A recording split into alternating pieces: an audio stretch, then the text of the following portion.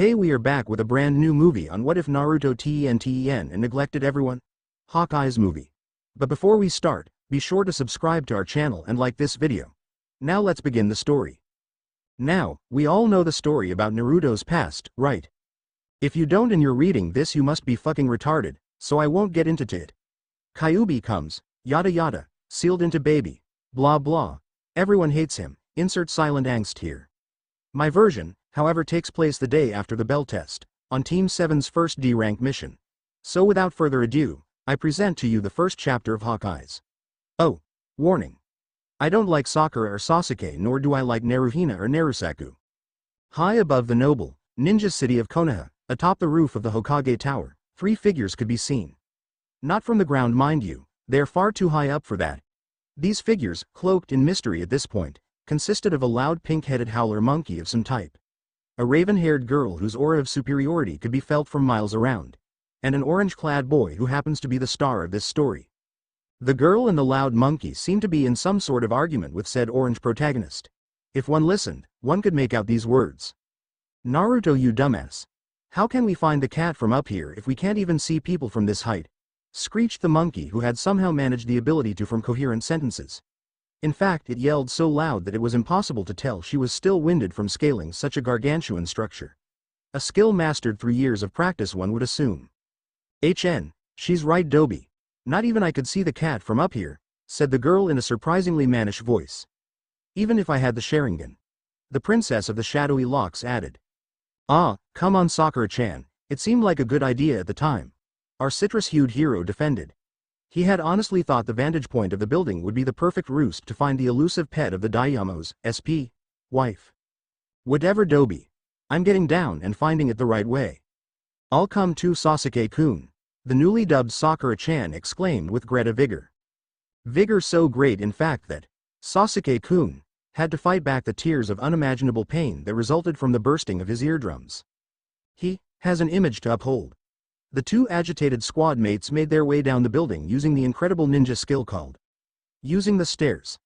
A difficult procedure for the inexperienced, but the rookie of the rear and the smartest kunoichi of the same class felt they were more than up to the daunting task. Ignoring the grumbling protest of leaving their teammates' brilliant perch, or as he would put it, really high place so we can see the stupid cat. Naruto still had the idea in his head that this was the perfect plan, and in his quest to show up his unwilling rival and impress his equally unwilling future Mrs. Uzumaki, decided to stay put and try anyway. Now, anyone would be hard-pressed to find a quiet Naruto, but there he was, just sitting and watching the bustling city below him. To those who knew him, the number of which could proudly count to with both hands now, they would find this sight highly disturbing. Truth be told, the sun-kissed dynamo didn't exactly like being loud. But it was an easy way to achieve the one thing he truly wanted. Acknowledgement. Albeit negative, acknowledgement all the same. Being seen, noticed, not just thrust aside, glared at and then forgotten. It gave him some semblance of what he thought to be kinship with the villagers he's sworn to protect with his life. The villagers that he was looking over right now like a shepherd over his flock. Muttering a soft, "Don't worry, you're safe." To his beloved home, he was roused from his proud musings by a thought that had struck him. Sakura had said that they couldn't even see the people in the village. He however could, with quite some effort, pick out the largest of details on the faces of people he knew. It baffled him. Maybe Sakura-chan needs glasses? He wondered aloud. She did read a lot in class. But hadn't she passed the mandatory eye test in class during their last week with perfect 20/20 vision? They all had, save for the strange Hinata, whose eyes were slightly above the rest of the class thanks to her family's Keki Genkai, the Byakugan. Then why could he see what they could not? While pondering on these things, he thought he spotted a small brown dot on the roof of the Yamanaka flower shop. He liked it there, it smelled nice, and the owners would ask him politely to leave, they wouldn't even threaten him. Realizing his train of thought was running off track, he concentrated once again. Turning his eyes to the dot with enhanced fervor, he tried to make out what it was. He'd heard of using chakra to increase your visibility at night, so he channeled the ethereal substance to his eyes. Unbeknownst to him, his eyes changed, ever so slightly, something amazing. The pupils first dilated, almost threatening to swallow his iris entirely. When his once radiant blue eyes were almost completely black with pupil, the black mass began to change shape. On the outer edge, 4 points began to pull towards the center of his iris, revealing, once again, his cerulean discs. When the 4-point finally met, they left his pupil in a shape reminiscent of a cross or plus sign, although the lines were incredibly thin, making his eye look almost completely devoid of pupils. Completely oblivious to the dull soreness akin to being fatigued in his eyes at the time, Naruto stared in awe as his vision became clearer and crisper, and to his amazement the brown dot he had been eyeing with relentless interest seemed to blur out of focus and zoom to greet him. Before he had time to wonder what happened, to dot refocused and he could clearly see his mission's target as if it were right in front of him. The cat was lying on its side, idly pawing its own tail while enjoying the warmth of the sun. Not caring, or noticing for that matter, that he had just changed his life, Naruto jumped to his feet, absent-mindedly canceling his eye's transformation, and with a loud proclamation of Yada. With his fist held high, he turned on his headset and began to inform his team of the slippery cat's position. Meanwhile, in the Hokage's office, Sarutobi looked up from his ever-present paperwork into the now glowing eyes and smiling face of the Yondaime Hokage's portrait and, with a big smile, he said, "It is time." While the glow promptly faded, however, the smile remained. A severely scratched Naruto returned a napping cat to the over-exuberant wife of Fire Country's Daiyamo, hoping that the lazy animal would be neutered soon so that he could insult it more thoroughly the next time it inevitably escaped. An act that most found ridiculous, because who in their right mind walks around exchanging insults with a cat? Well, he would insult it and it would scratch his face. This resulted in more insults and the vicious cycle would continue. Upon completion, Sakura bathed Sasuke in affection, claiming that her Sasuke-kun had caught the cat single-handedly. Kakashi, being their even-minded albeit perverted teacher, assumed that Sakura would make this claim, but Sasuke wasn't denying the praise, so he guessed it was true. Naruto could care less about who caught the damn thing, he wanted them to know about what happened to his vision. The exclamations of his ocular feats fell on deaf ears though. "I did though, hell, if it wasn't for me we'd still be looking," the blonde Hokage enthusiast all but yelled. "Yeah right, Dobi. You just got lucky. The cat obviously would go to the flower shop. The Yamanakas have koi fish in those small pools of water in their shop," Girly McFaggington said.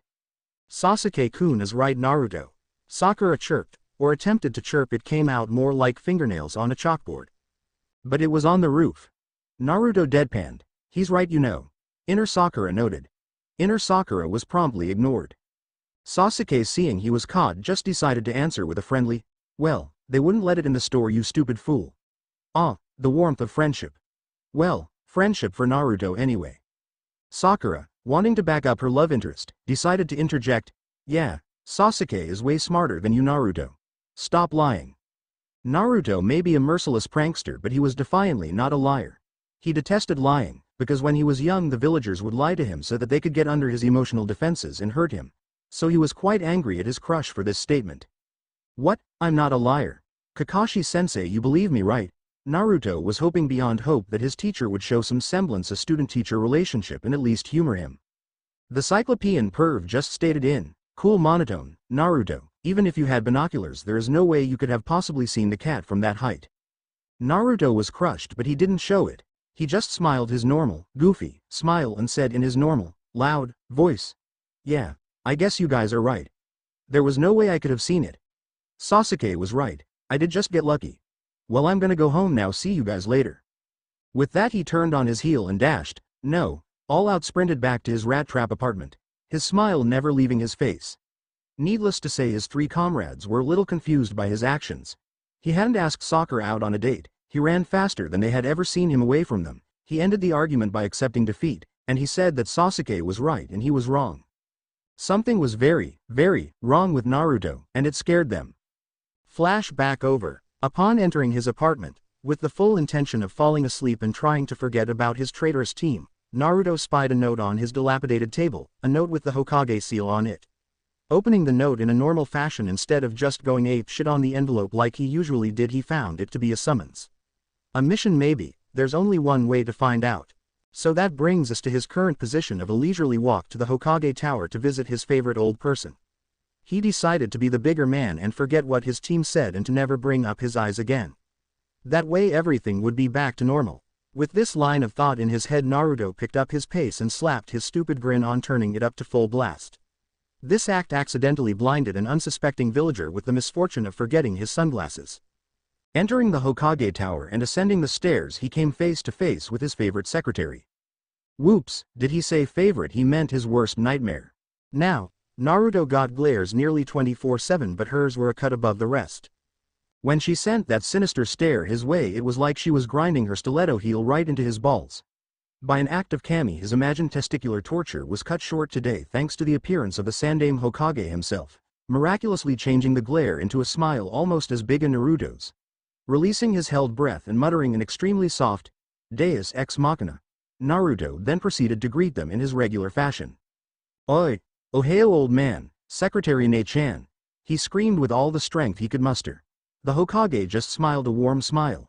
The now beaming secretary recoiled into an almost completely covert cringe at the thought of being associated with the demon. Sarutobi and Naruto pretended not to notice. "Naruto-kun, please, come in won't you? I have something important to tell you," the elderly master ninja said kindly. "Sure thing, Gramps," Naruto said whilst passing the secretary's desk. Deciding to have a little more fun with her, he just looked over, finding her straining to keep a smile up while looking at him. They made eye contact and Naruto did what he thought was the funniest thing in the world. He winked and made a quiet kissing noise while quickly puckering his lips. Needless to say, the woman was mortified, and it showed. Laughing like a madman, he entered the office and closed the door. Taking a seat in front of the Hokage with a greatly improved disposition, the Hokage began the conversation that would start Naruto's new life. "She really hates it when you do that, you know, or maybe not." "Yeah, I know. But she's so fun to mess with. So what did you have to tell me, OGG?" "Okay." So Naruto started the true life-changing conversation. "Well, Naruto, I'm going to tell you something that nobody in this village knows, and I want you to promise me you won't hate me after I tell you." Sarutobi became instantly serious and businesslike. "Sure thing, old man," Naruto said with a smirk. He could barely contain his excitement at the thought of being trusted with such a great secret. "Okay. Naruto, do you know who your parents were?" At Naruto widened eyes, the movement to that edge of his seat, and his slow headshake, he obviously understood where this was going. Sarutobi continued, "Well, your mother was an excellent ninja by the name of Kenshi Izuki. She was an amazing ninja. She and your father met while on a mission, and their skills attracted each other like moths to a flame. Here is her picture." He handed the young preteen a photograph of a beautiful woman in her late 20s with shining green eyes and long brown hair that reached the small of her back. She was smiling happily. The smile seemed at home on her face and blended well with the rest of her soft features. She seemed to be looking at the photographer instead of the camera itself. She was quite clearly pregnant. "That picture was taken by your father 3 weeks before you were born. Izuki was a great ninja and an even better person, always kind and helpful, if not a little rough around the edges when it came to being polite. She was like a daughter to me. She died giving birth to you, my boy, but before she died she wanted you to know that she loved you and your father more than anything else in her world. When she saw you for the first time, she called you her little sunshine." At this time Sarutobi was on the brink of tears. Recalling the memory was a soft spot for him. Naruto had, much to his chagrin, let a tear fall onto the picture, and faster than the Hokage could blink he rushed to clean the offending liquid away. Upon completing his task, he looked at the picture more intently, burning the image into his mind for the rest of his life. "Ka-san, I love you too," he thought happily. "What about my dad?" He said the word as though it were in a different language. "Never having one will do that to you." This was the point that Sarutobi had been saving for the end for a reason. How would his surrogate grandson take the news? It was now or never. "Naruto, your father, the man who died protecting this village, was Uzumaki Urashi, the 4th Hokage." If Naruto's eyes could have gotten any bigger, they would have ripped his head apart. The greatest Hokage who ever lived was his father. At first it was ridiculous, but when he thought about it, they did look almost identical. But his own father sealed the Kyuubi inside of him. Why? Why would he do it to his own son? Why couldn't he take someone else's child? That's why. He couldn't possibly do that to any other family. He could only trust his own son, his own flesh and blood, to bear the burden. His father trusted him to take the burden and bear through it. "Naruto." The boy had been suspiciously quiet. His head was hanging low, shielding his face behind his golden hair. "Naruto, are you all right? I'd understand if you hated me for keeping this from you. But your father loved you as much as your mother did. Sealing the Kyuubi hurt him more than any torture could." What happened next the Sandaime wasn't expecting. Naruto lifted his head to reveal teary eyes and a true smile. "Thanks, old man. Thanks for telling me. I understand why my dad did it. I'd have done the same thing. And I couldn't hate you for not telling me. Hey, I never asked." The old Hokage just stared at the boy. He wasn't expecting this, but he is dealing with the world #1 most surprising ninja. While they were looking at each other, they both started chuckling, then laughing, then flat out hearty guffawing. Wiping tears of mirth, happiness, and a small amount of sadness away, Sarutobi began again. Well, that's good, but I have a gift from him to you. A box of them actually. He wanted you to have them when you unlocked your bloodline. Bloodline? When did he unlock his bloodline? Furthermore, when did he have a bloodline? While all of these thoughts swam and rushed through Naruto's skull, Sarutobi had gotten up and retrieved a large box from behind the portrait of the fourth. The box was sealed so only Naruto could open it. He nudged the confused blonde in the ribs to get his attention. Huh? What is it? Naruto clearly had forgotten what he was doing when the prospect of a bloodline hit him. Naruto-kun, open this box and all questions will be answered. The Sandaime swept his hand in an arc, ending with it motioning our hero to the box. Naruto complied and opened the box, releasing the several layers of defensive seals. In the top of the box was a medium-sized scroll. Underneath it were many more scrolls. Naruto looked at the Hokage with awe and happiness in his eyes. Popular to contrary belief, he loved reading, especially about things that interest him. If the library was the only building you were allowed into when you were younger, you'd love reading too. The Hokage saw the scrolls and with a sigh and a smile he walked over to his desk and pressing a button on his intercom he said, "Ina, what do I have scheduled for today?" "Nothing. You are free all day today, Hokage-sama," the secretly evil secretary answered. Naruto, being Naruto, decided to have some fun. Trying his best to impersonate his Oji-san's voice, he yelled into the mic. "Thank you, Ina, that will be all. Oh, and could bring me some coffee?" "Of course, Hokage-sama," she chirped merrily. The real Hokage and his young friend just shared another bout of laughter at the succeeded illusion. "Well, Naruto-kun, I think we should begin with this scroll here," he said while lifting a scroll labeled, "Read this first," in big, red letters. Cue sweat drops. Foregoing any form of formality, Naruto rolled the scroll down the length of the room. It stopped mere inches from the wall, unraveling all the way. A twin exclamation of, "So close," could be heard from the room's occupants. The scroll read as follows. To Naruto, "Hey there, boy. This is your old man Kazama Arashi. Yes, the greatest Hokage to ever live is your old man. But don't go blabbing it, you'll get fangirls faster than an Uchiha. Now the old man might have told you my name was Uzumaki. Well, this is true. Kazama is my fake name that I used in my ninja career so that my enemies wouldn't hurt my family if I ever had one. Only he and my perverted sensei Jiraiya know my real name. Oh, them and your mother Azuki.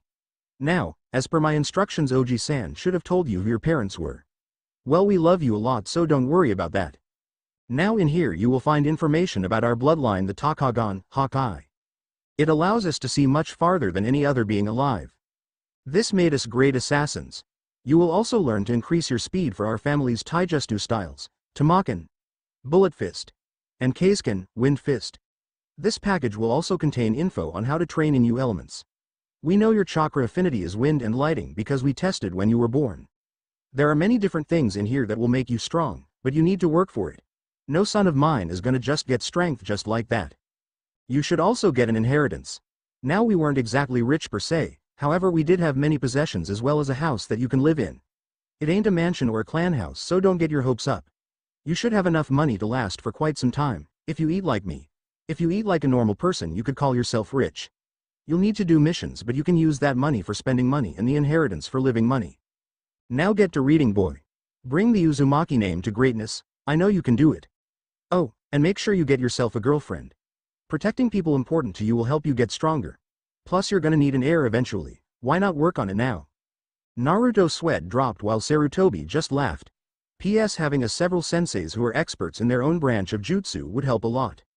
Upon spending the rest of the day reading his scrolls with his Ojiji, Naruto learned quite a bit. The reason the Hiroshin worked so well was because utilizing the Takagon and Uzumaki can hit a target from miles away with 100% accuracy with pretty much any kind of thrown weapon. The only problem is having the physical strength to do such a feat. That is where his father's unfinished blueprints came in handy. They were designs for long-range weapons as well as close-ranged ones. Sarutobi said if Naruto was willing to study and learn how to finish and eventually build these weapons, he could allow him to use his private workshop. Naruto instantly agreed. He also learned how the Takagon worked. Many tubes are created, out of chakra of course, that act as semi-permeable membranes, allowing one form of matter in the air, such as, say, oxygen, out, while keeping another, say, nitrogen, in. Those tubes are then shrunk, quickly forcing out one while keeping in the other. This would serve the purpose of allowing total internal refraction, such as that of a fiber optics cable. Light travels at different speeds through different forms of matter, so a difference in matter is necessary. Thus, the light would be tunneled from far away to right in front of his eyes. And, as this is a bloodline, it was completely instinctual. So he would never have any nasty problems with chakra control. The Tamakan style used the user's speed to weave in and around the opponent's defense, and then delivering a bone-shattering first attack. The user launches into a series of lightning-fast combos, never allowing their opponent any solace until they are defeated. The Kaisken style required the use of a special short-range shunshin that doesn't require seal to dart around the opponent using the extra speed to deal massive amounts of damage from all sides.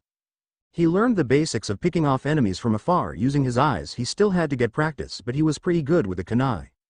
But he found that if he truly wanted to use his newfound sniping ability, he would need to increase his stealth and get some new clothes. The two packed the scrolls back up, and Sarutobi gave Naruto a little cash to go buy some new clothes with. He also supplied him with the name of a store to go to for good ninja gear. The Hokage then promised that tomorrow after Naruto team training that he would take the boy to his new house. Naruto also agreed that he would not tell anyone about his new secret family and bloodline unless he truly trusted them and felt they should know. Not many fit into that category. Naruto dashed home as fast as his legs could carry him, and he put the box away. Money in hand, he ran into the market district to find Tuchi's Ninja Emporium. He found the place with ease by practicing using his eyes from the roof of his apartment complex. Inside he was left staring, mouth agape, at the sheer amount of cool shit they had. Swords, knives, poles, shuriken, chains, clothes, medkits, everything any ninja would want. They seemed to specialize in weapons though. He couldn't even figure out where to begin. With stars in his eyes, he rushed to the counter. Behind it was a girl, who had twin buns in her hair, reading a magazine with a bored expression, not even noticing her customer. Something about her seemed familiar, but what was it? Where had he seen her before? Then it hit him. "Tenten?" he asked cautiously in case he had the wrong girl. Who's there? "Oh, hello, are you a customer? How do you know my name?" she asked, wary of this weird boy in her family's store. "It's me, Naruto. Remember we were in class together. I failed the exam." He mentally berated himself for describing himself through his failure.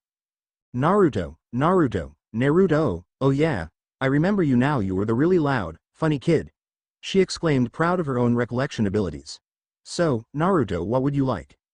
Naruto, still kind of shocked that she remembered him at all but happy that she thought he was funny at least, just responded to the best of his ability. "I want new clothes please, thank you." He was confused as to why he came off as a complete imbecile. Tenten just giggled at his response and ushered him through a doorway on the right. "That's the clothes section, go right ahead." He nodded and wandered over into the room labeled clothes, and that's when he remembered something. He'd never bought clothes in his life. Sticking his head through the doorway, he voiced his dilemma. "Anyo, Tenten? Could you please help me? I've never done this before." Tenten was a little bewildered by that question. 1. A guy asking a girl to help him shop for clothes, ludicrous, didn't he know the hazards? 2. He's never bought clothes before?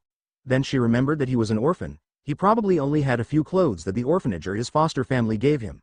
But, even then, it was highly unlikely that he'd never gone shopping for clothes before. "Didn't you ever go shopping with your foster family or the orphanage?" She only understood what she had asked after she had said it and saw the clear look of pain smear itself across his features before he wiped it away with a big, stupid smile. He realized she must have been suspicious and didn't mean to ask it in such a blunt way, so he silently forgave her. Before she could apologize, he just said in an even tone, "I've lived alone since I was 4, and I've only had the clothes that the Hokage gave me. Don't worry about it though, if you don't want to help I can do it myself, sorry for bothering you." The news hit her pretty hard. Alone? Since he was 4? How did he possibly live like that? And he was apologizing to her. It made her feel low for bringing that up to him. So she decided to help as much as possible. No, I want to help please, I'm sorry." "Really? You'll help, thanks a lot Ten-chan. And don't worry about what you said, I'm sure it was an accident." His mood brightened instantly at the thought of her helping him. She let the most minuscule of blushes cross her face at the name. No one called her that. She assumed it was because she was tomboyish and she loved weapons. She just dismissed the thought, considering it in his nature to be nice to people who were kind to him. He followed her through the aisles, saying that he wanted something to help him blend in with his surroundings as well as being comfortable. When they were done, he 4 more jumpsuits, 2 with a green and brown forest camo pattern, a gray city camo pattern, and a brown, tan-ish, desert camo pattern. When asked why he wanted the city and desert patterns, he simply stated that a ninja should always be prepared, a philosophy that she agreed with fully. He also got 3 bucket hats that matched their respective jumpsuits to cover his blaring blonde hair. A pair of black steel-toed boots, some black fingerless gloves with metal plates on top, as well as some undershirts and other necessary undergarments. Underpants. He also found a cloak that had the appearance of leaves on it so that he could hide his body, face, and anything he was carrying, and it made him look mysterious, he said. Tenten rolled her eyes. Men, after paying for everything, he asked if there was room where he could change into his new forest suit. Why? Afraid I might see something embarrassing. Tenten laughed. The entire time they had been shopping they were joking back and forth, getting to know each other again. She learned about his dream of being Hokage. A dream she thought it to be a mite lofty but a nice dream nonetheless. She also found out that he was going to begin training in speed. She suggested finding her teammate to help him. No, I'm afraid you might see something you would like. He teased back. This was the first time he had ever truly flirted with a girl and found that it was fun and really funny. He learned that she loved weapons and was a crack shot with anything you could throw. He made a mental note to ask for help if he needed it. He also found that her team was taught by Maeda Guy, the over-exuberant green beast of Konoha. He made another note to find him and ask for taijutsu and speed training. And apparently she worked in this store with her father Tuchi Kento, losing her mother to childbirth. A pain that they shared, and they sympathized with each other. They both laughed heartily at their faux flirtation, and she pointed out a dressing room. He went in and came out 15 seconds later wearing his new jumpsuit, his cloak thrown back over his shoulders like a cape and his forest cap covering all his hair as well as shading his eyes. His forehead protector had been tied loosely around his neck. Only a few rouge strands of gold were seen in front of his eyes. He didn't seem to mind. She had to admit, he did look mysterious. But she'd never tell him that. How did you do that so fast? She pondered aloud. Hey, when you wear a jumpsuit all your life you learn how to change pretty fast, he answered while shrugging. She only nodded. It is a jumpsuit after all. He handed her his old jumpsuit and she looked at it with mild disgust. It hadn't been washed very often. Naruto-kun, I'm touched that you would give me your old favorite jumpsuit, but how often did you wash this? She asked, holding the cursed piece of clothing at arm's length. Laughing at her actions, he finally managed to speak. Anyo, probably once a week. I needed it the rest of the time. And I don't want you to have it. I want you to burn it, please. That thing was gonna get my ass killed. She could only laugh. It was funny because it was true. Well, I gotta go train Ten-chan. I'll see you around. He slung his full bag of clothes over his shoulder while waving goodbye. She waved back, and before he could make it out the door she said, "Don't forget to come back." He turned and smirked before saying, "Of course. If I'm gonna be Hokage I need all the gear I can get." He gave her a thumbs up before leaving. Not noticing the second small blush he gave her. When he does that he looks almost as cool as Neji. She thought, no, impossible, no one's as cool as Neji. With a sigh she went back to reading just like before, only now she had a big smile on her face. Back with Naruto, he was walking back to his apartment with a true smile on his face. Today had been great. He unlocked a bloodline, found out about his parents, got lots of cool training material, and made a friend. He looked towards the fourth's face on the Hokage monument and whispered, "Don't worry, Dad, I'm gonna be great," while thrusting his fist towards his father stone visage. N. Shap. Huff, huff, I've never written so much in my life, but it felt good. Can't wait to get time to write more. Next chap he trains. Please read and review. I like it when you do. In case you can't tell, it will be Naruden. But I will do it slowly, and when I say slow I mean fucking slow. 10 points to anyone who can tell me where that's from, lol. Naruto sat cross-legged and cross-armed on his bed, staring directly at the box of scrolls left to him by his father. He had planned on going out and training today after his team meeting, but it seemed like such a waste to leave all of this here, not being read. That's when he was stricken with inspiration. He'd just leave some cage bunchin here and they'd take notes and give them to him when he came back. He was such a genius. Forming his favorite seal, he created an easy 20 bunchins, all with identical smug smiles of self-satisfaction. So, we all know the plan, right? They all nodded. Then in complete unison 21 fists were raised to the heavens and 21 identical cries of Yosh could be heard throughout the entirety of Fire Country. Several people were deafened by the explosion of sound. Naruto promised to be back by 6 that night because that was when the Hokage could find time to show him his new house. Quickly running out of his apartment, his clones found themselves eager to read the scrolls when one turned to the other and asked, "You think he'll ever figure out what we learn?" "He learns." His doppelganger of a companion just shrugged, "He'll figure it out eventually." "Well, he better. I'm not gonna fucking take notes all day." The other clones seemed to agree. With a sigh, the second clone just nodded. Fine, just make sure we get this all done. He reached into the box and went all the way to the bottom. He felt something that didn't feel like a scroll. Pulling it out, he found two small wristbands, and looking further he found two more that were slightly larger. There was a note on one of the wristbands. Hey Naruto, these are chakra weights. The more you put into them, the more weight your body feels. They must all be in place for these to work. When all four are on and you put chakra in them, they make your whole body feel the weight, not just your arms or legs. Think of it like increasing gravity. It will make Su fast. Be sure to wear them at all times, the way your body is always conditioning. You will become a chick magnet in no time. All Naruto's present did a collective sweat drop. Sighing again, number 2 got up and said simply, I guess I've got to go bring these to him. Don't forget to tell him about the learning thing.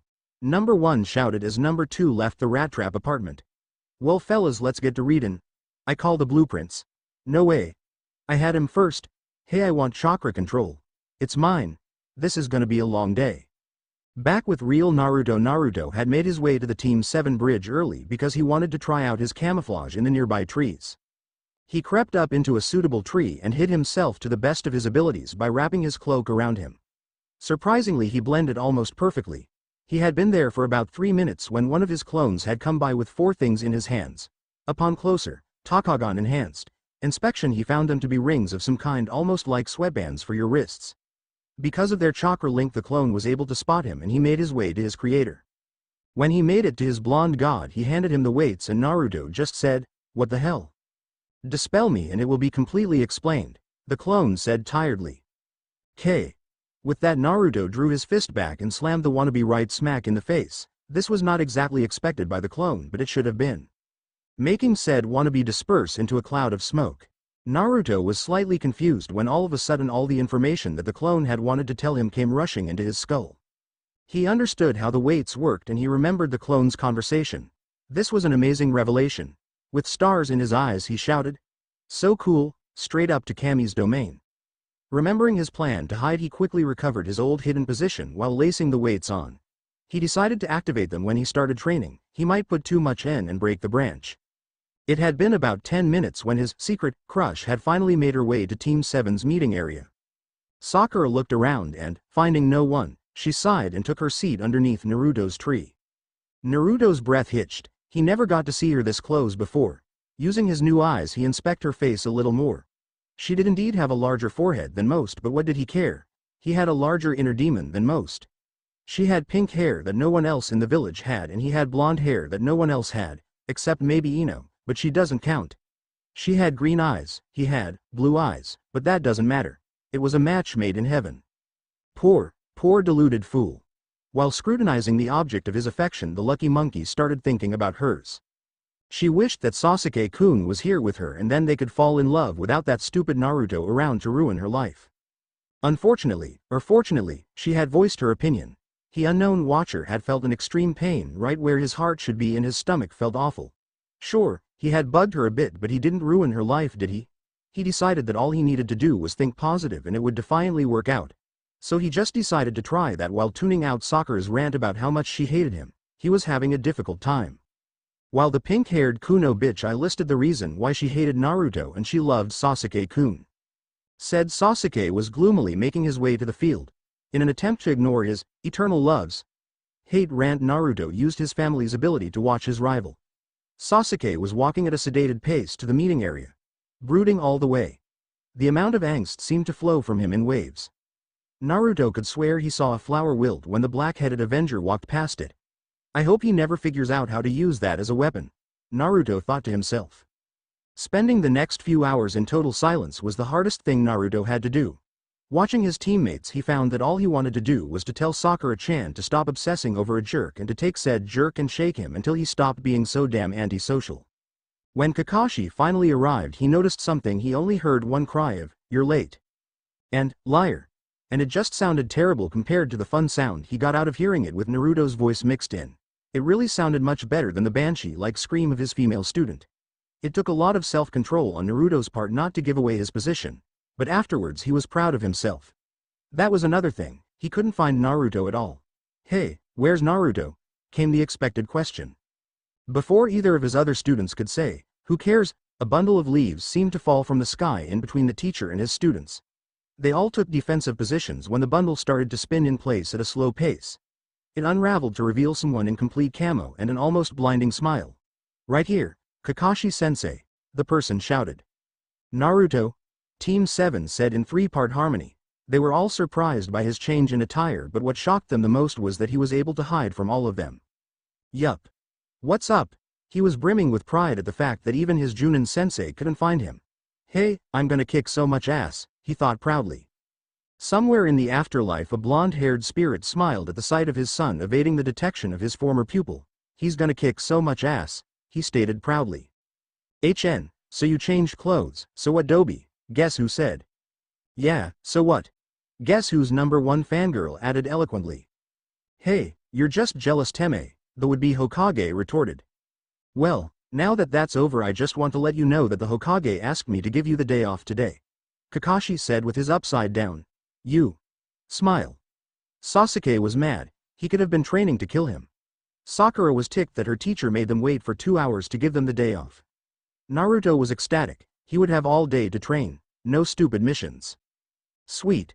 Thanks, old man, Kakashi-sensei." With that he ran off into the forest to go train.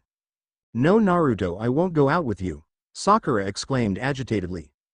But to everyone's surprise, Naruto hadn't asked her out. She looked to Sasuke to find him with his eyes wide. When he saw her looking at him, he shook his head, no, and walked away. She followed, of course, but she wondered why Naruto would suddenly stop. It wasn't in his nature to give up. Maybe she had been too mean to him, or maybe he heard me. She gasped. She had said some terrible things about him. She didn't mean for him to hear her. It's not that she liked Naruto, it's that she liked all the attention she got from him that Sasuke would never give her. She didn't want two teammates who wouldn't talk to her. Kakashi smiled under his mask while looking where Naruto had run off to. Maybe his student was growing up. While Naruto ran, he mentally smacked himself. 1. He forgot to ask out Sakura-chan. She may not like him very much and would have said no anyway, and he may have been hurt, but they were meant for each other, weren't they? 2. He forgot his training regiment scroll. Making a clone, he asked it to go home and get the scroll and meet him back at his special training spot, an open area in the forest that he was sure no one would use. Unknown to him was the reason why no one used it. It had been designated as the Demon's Training Grounds by the adult population of Konoha. Before entering his clearing, he stopped and decided to turn on his weights. Using as little chakra as he could, he pushed it to one of his wristbands. Apparently the least he could do was too much. The bands all glowed blue for a moment before the number 200 appeared on the band on his right wrist. His body crashed to the ground with a low thud. Shit, this is FF freaking heavy. But, I'm not going back, only forwards from now on. With his confidence soaring, he forced himself off the ground slowly while making his way to the training grounds. When he arrived, he was shocked to find someone there training already. He was wearing a green leotard with orange leg warmers and had a black bowl-cut hairdo. The most disturbing part of his image were his extreme eyebrows. They looked like fucking caterpillars. Shrugging off the intruder, he decided to start his own training with stretching while waiting for his clone. It wasn't his property, so he couldn't kick the kid out, and the kid couldn't tell him to leave. Well, he could, but Naruto wouldn't listen. The brushy-browed weirdo kept punching the logs and Naruto kept stretching. The kid was too enraptured with his training to notice Naruto. After a few minutes of silence, excluding, of course, the sounds of fist meets log, a few more people made their way to the clearing. Sweet Kami, can't a guy find a training ground all to himself for once? He was roused from his thoughts when a feminine voice called to him. Naruto-kun. Is that you? What are you doing here? Sounds familiar. Where had he heard her before? Both he and the green guy turned to investigate and were met with a pink-wearing girl donning 2 buns in her chocolate hair. "Ah, Ten-chan. I came here to train. Why are you here and who's that with you?" he asked while continuing to stretch his legs. "Oh, this is," she began. Hyuga Neji interrupted her stoic, girly-haired teammate. And, she began, but was once again interrupted by the beautiful green beast of Konoha. The green beast began. "Guy-sensei," finished the weird kid, who had run over to his idol. When he looked at them, Naruto realized that they looked almost exactly the same. They started hugging and all hell broke loose. "Lee. Guy-sensei. Lee. Guy-sensei. Lee. Guy-sensei." Needless to say, Neji and Tenten were embarrassed beyond belief at their squadmates and sensei's actions, and they expected Naruto to be shocked or disturbed, but when they looked over to see his reaction, they were the ones who were shocked. He had a sad faraway look in his eyes and a heartrending smile on his face while he watched the spectacle. Neji was completely thrown for a loop as to why he wasn't running away in terror while screaming something about his eyes. Tenten almost had the same reaction, but then she remembered what Naruto had said the day before. He has been alone his whole life. He probably wishes that he had someone that close to him too. Her heart felt sick at the thought of anyone being so alone that they were actually envious of Lee and Guy's relationship. She chose that moment to stop the sight before Naruto felt even worse. She coughed, very loudly, into her fist to draw their attention. It didn't work, so instead of trying it again and hurting her throat, she waltzed over and landed a blow directly onto Lee's head. That stopped the all-day hug fest fucking fast. Naruto mouthed a silent thank you to her and she just smiled while nodding. Yes, Tenten-chan, what is it? Lee asked with a happy voice while tears were brimming in his eyes. We have a guest, my youthful student, exclaimed Guy. We do, sensei. Where? Lee asked excitedly. Lee, he's been behind you the whole time. Neji deadpanned. Really? Turning around, Lee spotted our hero who had a blank expression on his face. Your skill in stealth is incredible. You must be genius to be able to sneak up on me. Nah, I'm no genius, just a hard worker. Neji smirked. Tenten just chuckled while slapping her forehead. He could have described himself in any other way, but no, he had chosen that particular expression. Almost as soon as he finished his sentence, both Guy and Lee came to a screeching halt in front of him. Yosh! You are truly youthful, Naruto-kun, Guy shouted. The flames of your youth burn with such youthful exuberance. Naruto-kun, you will be my eternal rival, Lee exclaimed with equal vigor. Together we will show the world that a hard worker can exceed a genius. Okay, Naruto said a little weakly. He hadn't expected this reaction in the least. Yosh! I will work harder than you, Naruto-kun, for if I can't, I'll run 1,000 laps around Konoha, Lee yelled. And if Lee can't finish that, then I will. Guy was about to continue the ritual of extreme self-inflicted punishment training when what Lee had said finally registered with Naruto. He got right in Lee's face and started to yell back. Like hell you will, bushy brows. If you beat me, I'll give up my dream of being Hokage. At this point he was sticking an accusing finger right in Lee's face. I'll train 10 times harder than you and then we'll see who's the better ninja. Naruto had taken Lee's exclamation as an insult to his ability as a ninja. Yosh! Naruto-kun, you truly are my eternal rival. Lee cried happily as he was raising a shaky fist while twin waterfalls of tears spouted from his eyes. Your youth burns with a passion equal to my cute pupils, Naruto-kun. Guy was in an exact replica of Lee's current stance. Please allow me to train you, Naruto-kun. Really, you'll train me, him? All genin present shouted. Of course. One with youthful exuberance such as yours would be an honor to train, Guy said, happily. Naruto was shocked. He said it would be an honor to train him, but surely this man was old enough to know about his resident. But, you don't hate me. Hate you? Why would Guy-sensei hate you, Naruto-kun? Lee asked in a hybrid indoor-outdoor voice. Yes, why would I hate you, Naruto-kun? Guy wondered aloud.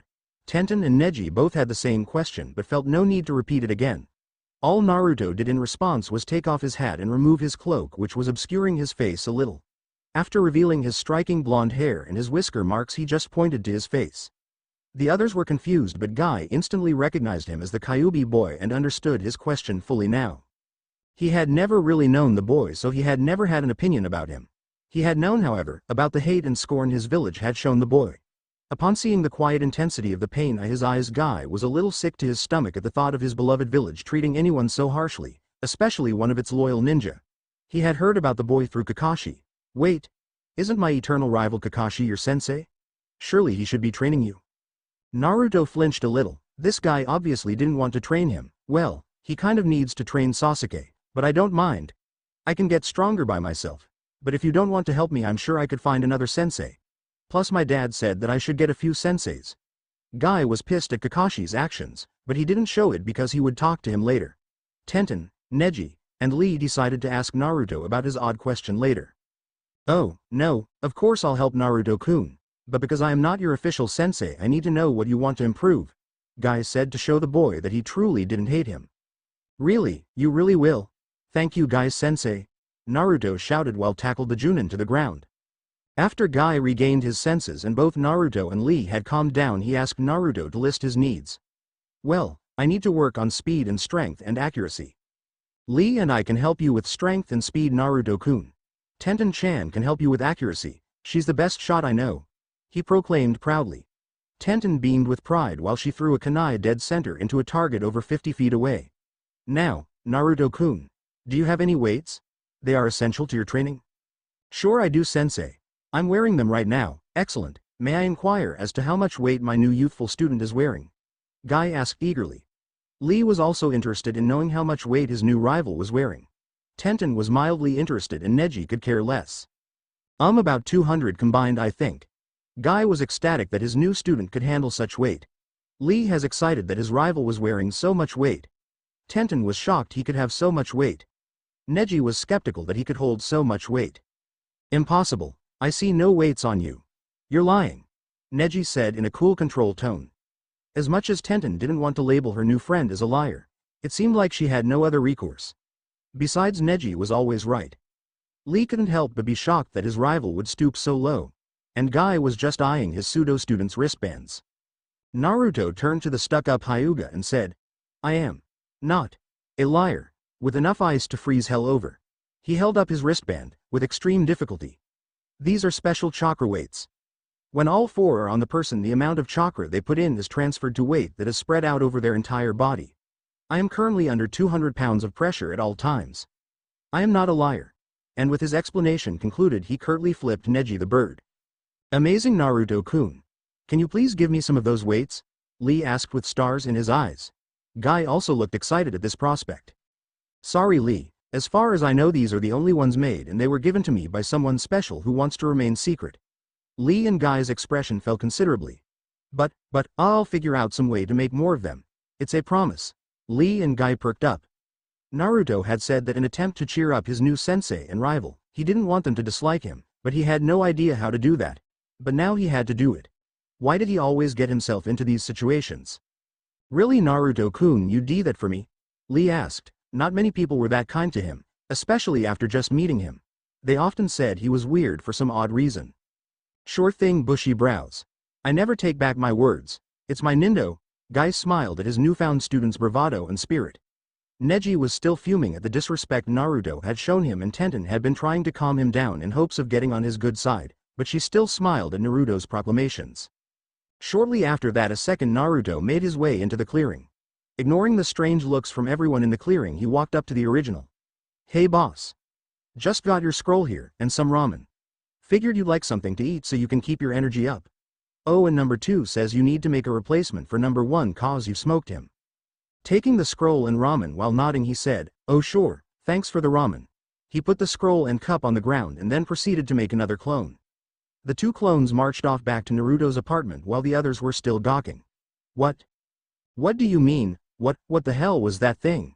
Tenten exclaimed. Naruto-kun here is a master of Kage Bunshin, Guy said with pride in his voice. He knew Naruto wasn't his official student, but he would be teaching him, so that was enough for him. Naruto rubbed the back of his head and blushed a little at the praise. Well, I wouldn't say master, but I guess you could say that if you really wanted to, he. Naruto-kun, using a Kage Bunshin, you could accelerate your accuracy training tenfold by practicing with 10 Bunshins. Guy said while thinking up ways this could help Naruto's thinking. Really? Could it help with chakra control too? Naruto yelled. I suppose it could. Because chakra control is just learning how to control it, and it doesn't change anything physically. To everyone's surprise, it was Neji who had said this. However, your stores wouldn't increase, you have to do that yourself. I'll need to learn chakra control from somebody then. Could you teach me, Neji? Naruto asked, really not expecting anything from the Byakugan user. Only if you teach me Kage Bunshin. To say everyone was shocked was an understatement. No one had seen this coming. Naruto, always being the first to recover, simply smirked. Fine, Neji. Naruto said, stating his opinion on giving away his prized technique. Tenten was pissed that Naruto would insult her secret crush after he had just said he would help him. Whatever, Naruto no baka, Neji said with a smirk to match the blonde's. Another unexpected reaction. Guy looked to his new student and smiled. He brings change with him. He remembered when Iruka used to hate Naruto, but now the scarred Chunin treated the kid like his little brother. Naruto was thinking something along the lines of, is there a Teme in every squad? Well, I guess he's better than Sasuke. But, if what Guy Sensei said is true, then I can increase my chakra control and accuracy by 100-fold. But they don't need to know that. He wanted to keep some of his techniques and strength secret after all. Naruto opened up his scroll while Guy was telling his youthful students their training regimen for today. This is what it read. Hey there, for training to increase speed and strength, use those weights I gave you.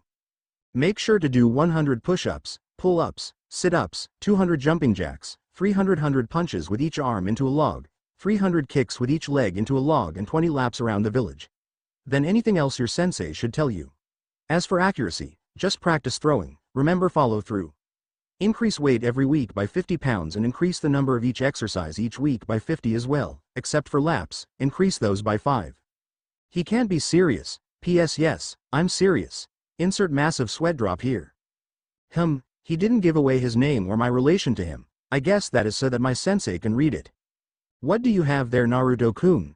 Guy asked while he walked over to the blonde dynamo. A scroll from my favorite Hokage. Phew, nice save. He gave it to me to help with my training.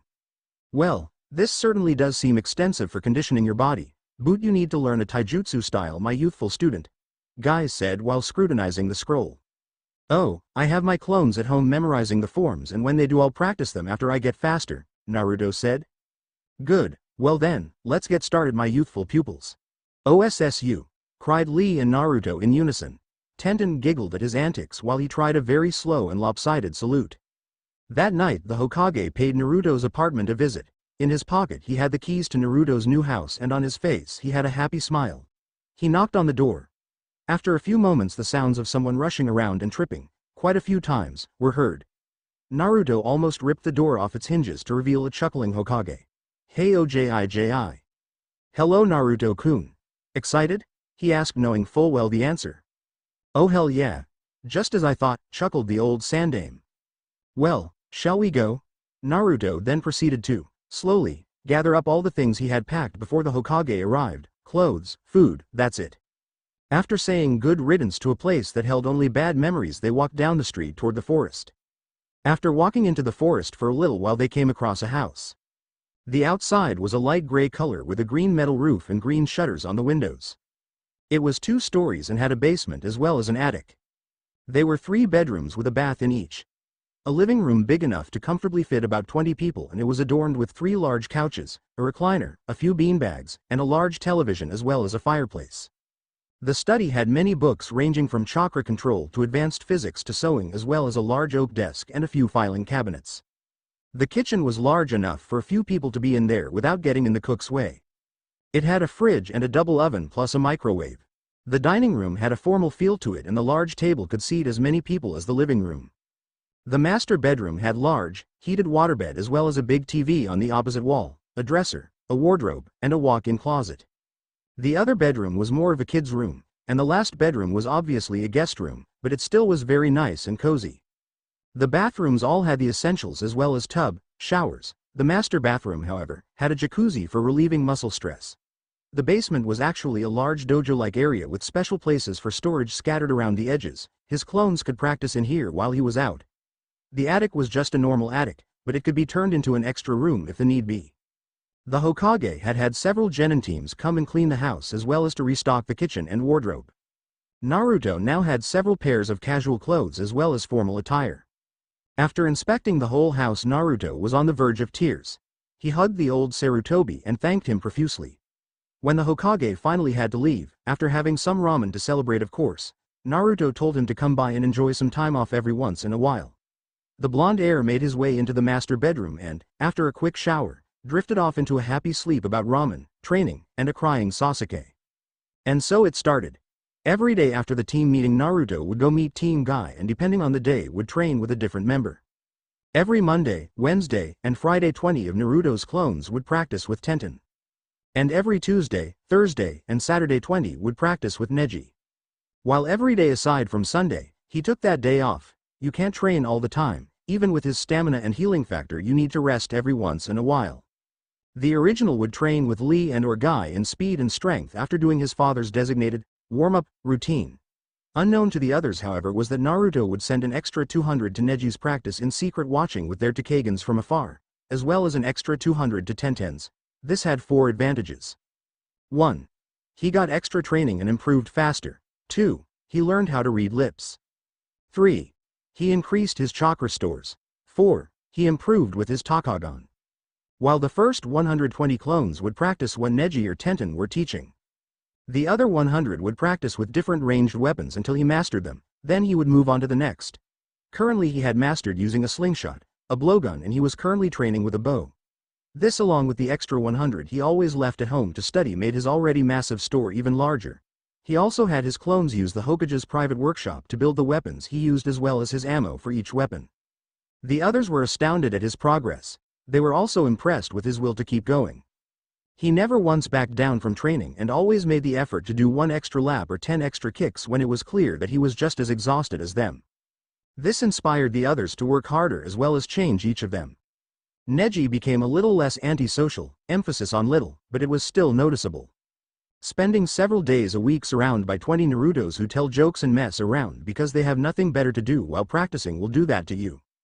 Tenten became a little more dedicated in her work, and it showed through the fact that she too now wore weights. Lee had become more like Naruto, but not by much, but he was always working to surpass his rival, so they pushed each other further and further. Naruto, after being around Lee and Guy, found that people liked it when you were quieter, so he toned it down a bit. He was still loud but not nearly as loud as he used to be. He also decided that when he was on a mission he should try and be quieter and more professional. It would make being a ninja easier and he would still get to be himself outside of a mission. Guy couldn't have been prouder. Team 7 was completely oblivious. The only difference they could see was that Naruto had stopped picking fights with Sasuke, well, picked less fights with Sasuke, and asked Sakura out less. Kakashi was curious as to the reason behind the change in his student. He decided to look into it some other time. Naruto was currently in the Hokage's office with his original team complaining about the D-rank missions they'd been having. Hey, OGG, you know that I can handle at least a C-rank mission, come on. Iruka was furious at the disrespect his little brother was showing the Hokage. Naruto, show some respect. At this point Iruka rants and I don't remember what he says, but we all know what happens. Finally the Hokage caved and gave them their first C-rank mission, escorting Tazuna to his bridge in wave. At this point the old drunk waltzed into the room. Stumbled being the correct term actually. These brats are supposed to protect me? They look weak, especially the short green one. Naruto, whose face was barely seen through his cloak and hat, just did the opposite of what everyone present thought he would do. Ha ha ha ha. That the best you got, you drunken bastard. Come on, hit me with something new. Everyone save Tazuna was completely slack-jawed. Kakashi had even been ready to sit on Naruto to stop him from killing the man. Ha ha ha. You got some balls on ya, brat. I like ya, glad to be working with you. He extended his hand the young ninja who shook it in a firm grip. The feeling's mutual, except I'm not into guys. They both started laughing at this point. Everyone else was still trying to recover when the Hokage began to laugh as well, then Iruka, then Kakashi. Sakura refused to laugh because Sasuke-kun wouldn't either. Well, hey, can we get going now, sensei? Naruto asked, wiping away a tear of mirth while the laughter died down. Sure thing. Meet at the gate in half an hour with everything you need for a few days of travel, Kakashi said. He really has grown up, thought 3 adults in the room. Yosh, I'll get there before you, Sasuke-chan. Well, he's still 12. What did I expect? Thought the same 3 adults. Hey, Chan, classic, thought one bridge builder, and how dare he call our Sasuke-kun that? Yeah. Thought one possibly naturally pink-headed Kunoichi. HN, yeah right Dobi. Bring it on. Sasuke and Naruto both got into race positions and looked at Sakura expectantly. Oh, ready. Kakashi hurriedly opened the door, set. He pulled Tazuna out of the line of fire. Go. The only thing to register that either of them had left was the cloud of dust and sonic boom. 30 minutes later Naruto and Sasuke were seen running from opposite directions toward each other. They skidded to a halt and were mere centimeters apart in front of the gate. I win. They both shouted, quite uncharacteristically for Sasuke. I am obviously the winner, Dobi. So are you or Sasuke-chan. And why is that? Because you're an Uchiha, Naruto said while rolling his eyes. Of course. My clan is better than your clan, Sasuke stated matter-of-factly. Says you. You are the only one of your clan left and I'm the only one of my clan left. That makes our clans equal, Naruto pointed out with his hands thrown up to the sky. They quickly fell back down to his sides. Well, I have a bloodline, Sasuke was sure he had one. Damn, I'm not gonna reveal the Takagon just to show up, Sasuke in an argument. Oh yeah? Then let's see it, tough guy. Please don't have it activated, Please don't have it activated, please don't have it activated, he chanted in his head. Like I'd show you. That should shut him up. You think he'd have learned by now. Yeah right. You just haven't unlocked it. Huh? Our clans are equal. Naruto yelled triumphantly. Sasuke just humphed, opting to end the argument there. Naruto stuck his hand out to Sasuke. The Avenger just stared at it like it was a tentacle. Good race, Teme. We should have another sometime. Naruto said in a friendly tone with a grin. After a minute or so of deliberation, Sasuke grasped it. Sure thing, Dobi. But don't expect me to go easy on you next time. Sasuke tightened his grip. Naruto reciprocated the action. This continued until they were both red in the face with exertion. Ahem. If you two are done holding hands, I'd like to get home, please. Tazuna interrupted their little contest. If either of them had blushed, it was hidden by the shade of red already on their faces, although with Naruto you could hardly tell already because of his cloak hat combo. But Naruto was never one to be outdone. But I thought you liked seeing boys hold hands, old man. Naruto and Tazuna shared a small laugh and he gave Naruto a noogie. Hey, quit it, your pits smell worse than your breath, you old booze hound. Yes. Well, Tazuna-san, it would be best if you let Naruto go so we could get going. With that they all exited the village, never to be seen again. I'm just kidding. While they were walking, Sakura had made a startling discovery. Naruto. Yes, Sakura-chan. Naruto asked excitedly. Maybe she would finally talk to him and they could get closer and then they would go out and... You baka. You forgot your stuff. Or maybe not. Sakura's right, Dobi. I knew you couldn't match me without cheating. Why do they always think he lies or cheats? Oh yeah, he's a pranking ninja, it's kind of expected. No, I didn't, Sakura-chan. Teme. I have it all right here. He pulled out a small scroll. I sealed it. He had asked Tenten to teach him the basics of sealing and from there he read his dad's notes. He was well on his way to becoming a seal master, all he needed was a teacher. Whatever, how could the Dobi learn to do that? He must have gotten help. Whatever, I don't need to seal things. I need to get stronger. Seeing as how Sasuke was ignoring him, Sakura decided to as well. Naruto simply sighed, replaced the scroll and put his hands behind his head. Kakashi, however, was proud that his student was beginning to learn seals. After walking for some time, the group finally passed the suspicious puddle. Only Naruto and Kakashi noticed it. Hey, Kakashi-sensei. Kakashi looked back to see Naruto next to the puddle, but he couldn't tell what the boy was planning because his cloak hid his body from view. Yes, Naruto? The rest of the group stopped. You know what's the best part about puddles? Naruto asked while looking his sensei right in the eye. Kakashi was smiling under his mask. No, what? He put his book away and covertly pointed Sasuke over to Tazuna. He saw the signal and with a smirk quietly went over to get in a defensive position in front of the bridge builder. Sakura and Tazuna were clueless. Sometimes, if you try hard enough, you can make them scream like little girls. Naruto said while jumping high and raining kunai and senbon into the puddle. And lo and behold, the dreaded demon brothers came flying out of the puddle covered in the knives and needles, screaming like little girls. Kakashi didn't move, but Sasuke threw a shuriken, nailing the chain connecting their gauntlets to a tree, while Naruto threw a kunai into the hole on the shuriken, locking the blade in place. Nice work, Teme. Same to you, Dobi. How did a fucking genin see through our perfect illusion? The leftmost of the two brothers asked. Anyone who had taken the time to pay attention to the weather could have seen through it. There hasn't been rain in a week, and it's high noon.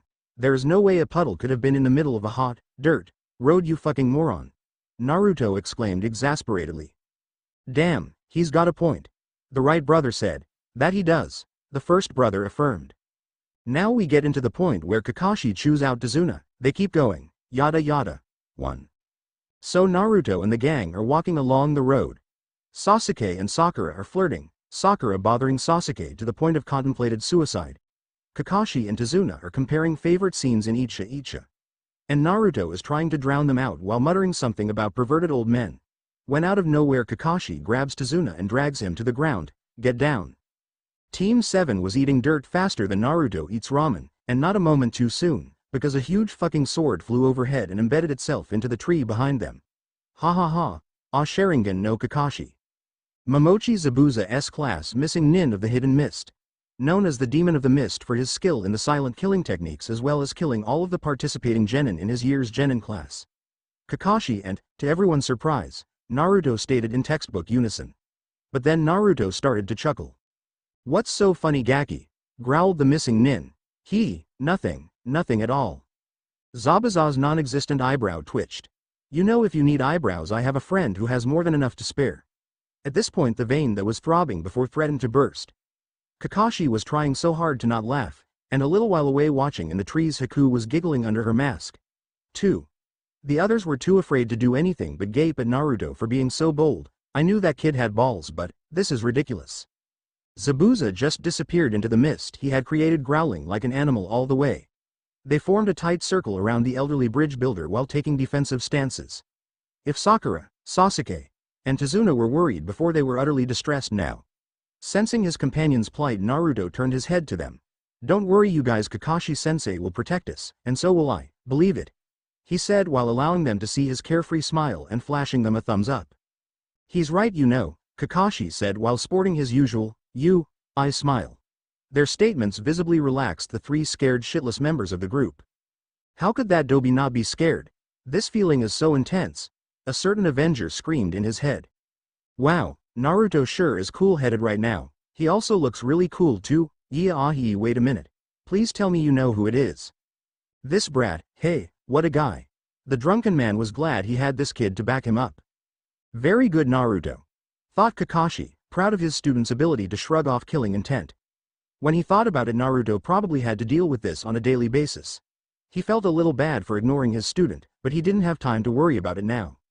Kakashi unveiled his hidden Sharingan and Naruto took that as a cue to activate his eyes as well.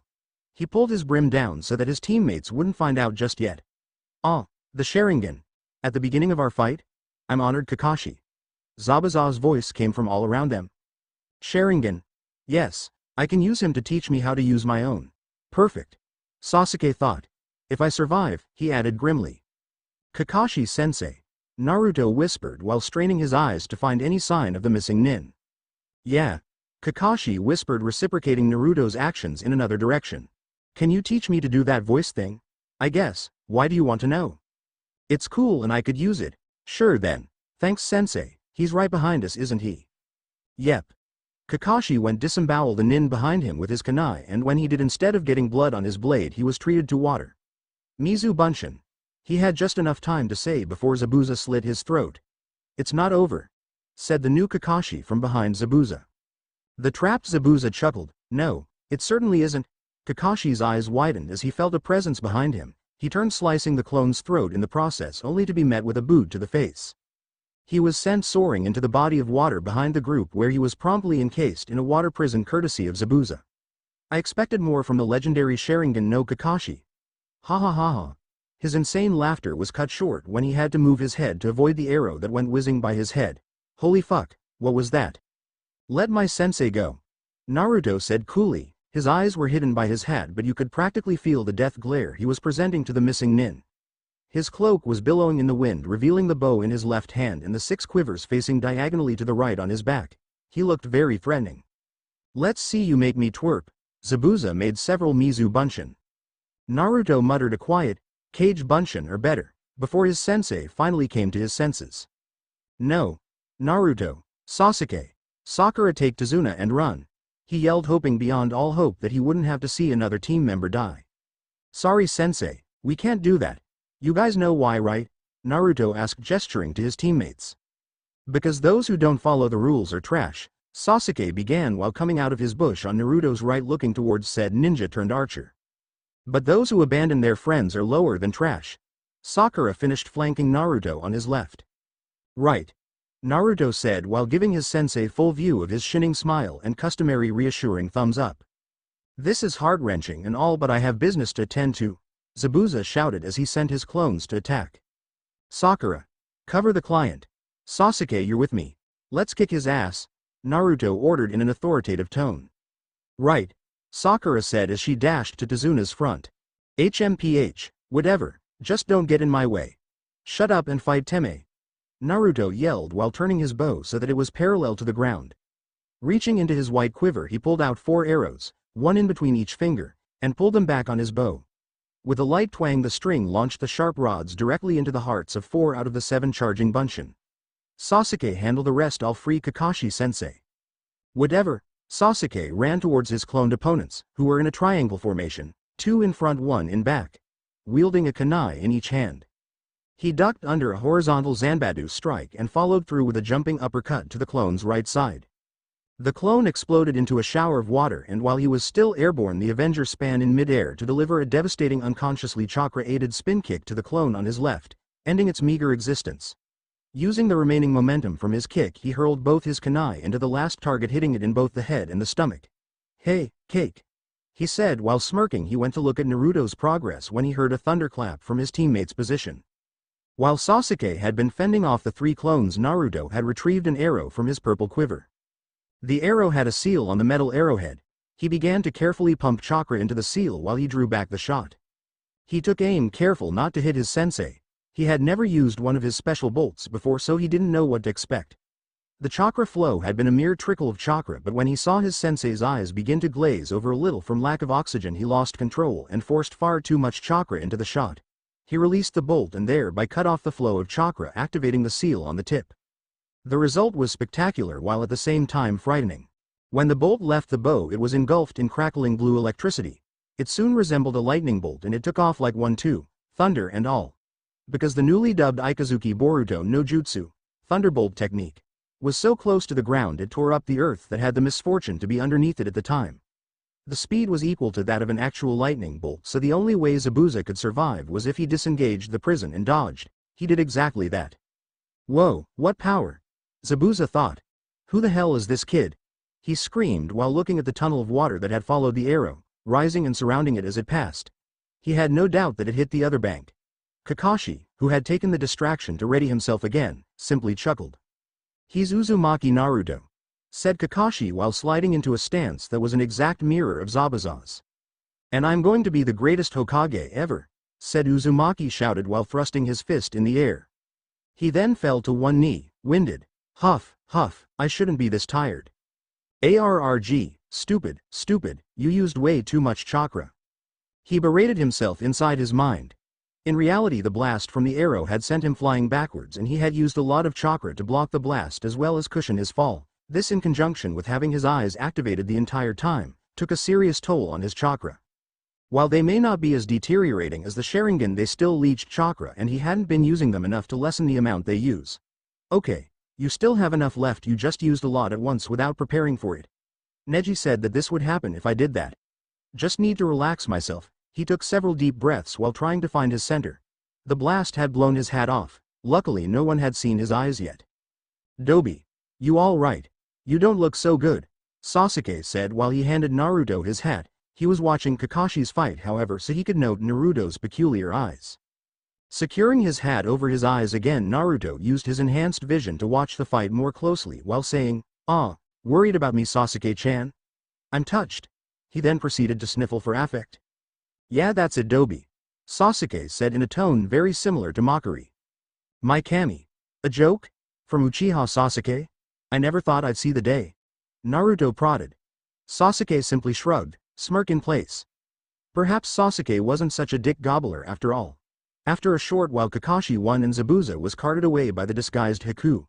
Team 7 picked up their downed sensei and made their way to Tazuna's house for the rest of their mission. When they arrived after they had dropped Kakashi off in his room, they were properly introduced to Tazuna's daughter, Tsunami, and grandson, Inari. The former was friendly and outgoing. She treated them all nicely.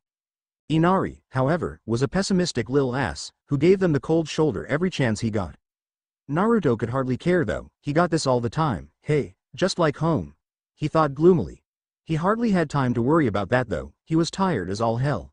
He made his way to the men's sleeping quarters, sealing all his equipment into his scroll, so that he was left with only his clothes on, and fell into unconsciousness almost before he hit the pillow.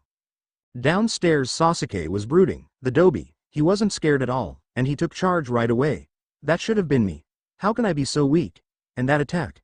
What power? I have to get stronger than Naruto or I'll never be able to beat Itachi." Sakura was worried about her crush. He seemed broodier than usual. Perhaps he's thinking about Naruto? Of course. Why wouldn't he be? "You saw him back there, didn't you?" Inner Sakura offered her louder than necessary opinion. "Yeah, I did, but he didn't seem like Naruto," Sakura thought, slightly put off by Naruto's sudden change. He was cooler and calmer-headed than he was pretty much at any other time she had known him. "Shanaru. That's because he got serious when the fight got serious," Inner Sakura pointed out. Maybe if I was more like Naruto, Sasuke-kun would notice me, Sakura thought hopefully. Currently Naruto as well as the rest of Team 7 had just witnessed Kakashi's explanation of tree climbing. But Naruto had something to say about it. Anyo, Kakashi-sensei? He asked slightly nervous. Yes Naruto? Kakashi asked thinking Naruto might not be able to do the exercise. Can I talk to you in private for a second? After walking a short ways away from the rest of Team 7, Sasuke glaring holes into Naruto the whole time. When they were out of earshot Kakashi spoke up. Now, Naruto, I realize you may have some trouble with this but I'm sure you could get it eventually. While Naruto perked up at the vote of confidence he still shot a nervous look towards his crush and his rival.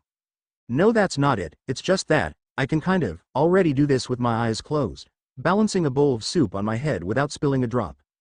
Naruto said now rubbing the back of his neck while looking at the blade of grass in between his feet. Kakashi's eyes widened but then he realized that Naruto must have gotten training whenever they lost track of him. He resolved to finding out who after this mission was over. Well, can you do water walking? Naruto nodded but he followed it up by saying that he could still use a lot of practice before he moved on. Kakashi then clapped once and raising his voice to address everyone present said, Okay, Sasuke, Sakura, you two start with the tree climbing. Naruto, you find a lake. I'll check up on everybody's progress from time to time. Now get to it. Sasuke was visibly shaking with rage. Sakura was slowly inching away towards a tree a safe distance from the soon-to-be ground zero. Why did the Dobi get different training?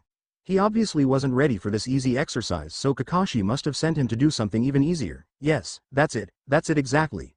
There is no way the dead last could be better than him. Smirking at his deduction he sent a condescending stare in Naruto's general direction. Naruto let out a sigh of relief. He barely got out of that one. He was sure Sasuke would explode. While he didn't necessarily get along with the Uchiha he still saw him as a friend and didn't want to lose him. Their training continued for several days, ever wary of an attack from Zabuza or his hunter buddy. One day after training, during dinner, while everyone was talking about the mission Inari decided to state his opinion on the matter. Why do you even try? Gato will just kill you all. You should just give up, he shouted standing up. Needless to say this outburst shocked everyone. But Naruto simply brushed it off. That's because, I'm different than you. I never give up, no matter what, he said leaning back in his chair. Shut up. You don't know. You've never had a rough life. You are always being stupid and joking around. I'm not like you. You don't know pain. Inari retorted, tears freely falling from his young face. Now, Kakashi may not have known Naruto well, but he knew him enough to know a little bit about his life, and of course his temper. He prepared to incapacitate his student if necessary, keeping his eye trained on the blonde chameleon. The rest of Team 7 was oblivious. I don't know pain? He began to laugh. I don't know pain? He laughed harder. I don't know pain? He threw his back and began to bellow laughter. Sasuke and Sakura were defiantly put off by this display. Kakashi tensed. This might get ugly. Naruto's fits of laughter died down, Inari staring incredulously at him the whole time. Inari, I've known more pain than most people will know in their entire lifetime. Naruto said, locking eyes with the sad boy while sporting a sad smile. I'll never forget the hollow feeling of being alone, or the pain of hatred, but you have your mother and grandfather here for you. Your father wouldn't want you to waste your time crying over him. At this point he had stood up and was making his way towards the door. If you have felt so much pain, how can you smile? Inari shouted. The life of a shinobi is short, Inari. It's kill, or be killed. I live my life to the fullest. But, I don't cry, my tears have run out long ago, there's no place for tears in the life I want to live. So cheer up, and honor his memory by making your life full, he said over his shoulder. With that he left. Sasuke was silent but his head was hanging low. Sakura was shocked at how much sadness could flow through his voice and his eyes. Naruto, is that true, Kakashi-sensei? Is his life really like that? She asked, looking towards her sensei to find him gazing into his tea. Sighing he answered, unfortunately, yes, it is, Sakura. I don't know personally but I can assure you, he was being modest when he said that he had felt more pain than anyone should. He knows what it means to be strong. Sakura now felt rather guilty about her treatment of the blonde. Inari was just looking at the spot where Naruto had entered the forest through the window, a look of awe plastered onto his face. Tazuna stared into his sake and his daughter let a few unseen tears fall into the dish she was cleaning for the boy. He knows what being alone is like, just like me. Maybe he isn't such a doby after all. Sasuke was thinking. There was an awkward silence after that. With Naruto, while he stayed calm in the house, he had been forced into a blind rage by the time he entered the forest. The kid brought up some bad memories. While he wasn't about to get mad at Inari, he still had to relieve some pent-up emotions. He began pacing back and forth, throwing Senbon into a tree about 50 meters away from him, without even looking, cursing and kicking rocks this way and that. If one were to look at the tree he was currently punishing though, they would see that all the Senbon had hit in the same place. Not only that, but each needle had been so accurately thrown that they would split the one before it directly down the middle before halting in the tree. Once he had run out of the needles, he began to punch the tree next to him, repeatedly roaring and shouting the whole time. When he had finally run out of steam, he was pretty sure he had broken both his, currently bloody, hands. Resting his back against the, now dented and partially bloody, tree, he slid down and fell into a dreamless sleep. The next morning Haku walked merrily down the dirt path, quietly humming to herself while keeping an eye out for herbs. She heard a faint snoring. Looking to the left, she saw a pile of leaves. Upon closer inspection, she found it was the cloaked boy who had almost killed Zabuza. Looking around, she spied the Senbon tree. Her eyes widened a bit. Had the boy done that? He was better than her. She quietly approached, her training making her silent and incredibly deadly. Her hand slowly reached towards his neck. Only one swift movement and his threat would be erased. Only one swift twist. She couldn't do it. She didn't want to kill him, although she knew she might have to eventually. Instead of twisting his neck into an unnatural angle, she opted instead to slightly shake him. "Hey, wake up, you'll catch cold if you sleep here," she said, trying to awaken the snoring rock that was Uzumaki Naruto. He grumbled a little and sank a little lower into his cloak, mumbling something about 5 more minutes. Haku smiled at his cute antics. When he finally woke up, he spotted the girl and smiled. "Hey, you wake me up, Nisan-chan." Haku simply nodded. "Well, thanks, I might have missed breakfast," he said while chuckling a little. She joined him. He really was cute. "You picking herbs, Nisan?" She tilted her head and said, "Call me Haku, and yes I am." "How could you tell?" she asked with a small smile. Naruto blushed a little at the very cute smile she had. "Oh, you I could smell them. I've got a pretty good nose." She accepted his answer, and they began to pick them together. She started to talk with him about the importance of protecting your precious people, and when she asked him if he had anybody to protect, his head hang low, having his hat block his face from view. She thought she might have offended him, or hit a soft spot, and technically she was right. Who did he have to protect? Who was precious to him? Iruka-sensei. Lee, Tenten, Sakura, Old Man Hoka, he smirked under his shadowy veil. He looked up and met her wary gaze, and answered her question with a happy smile. "I sure do. I'm going to protect my whole village.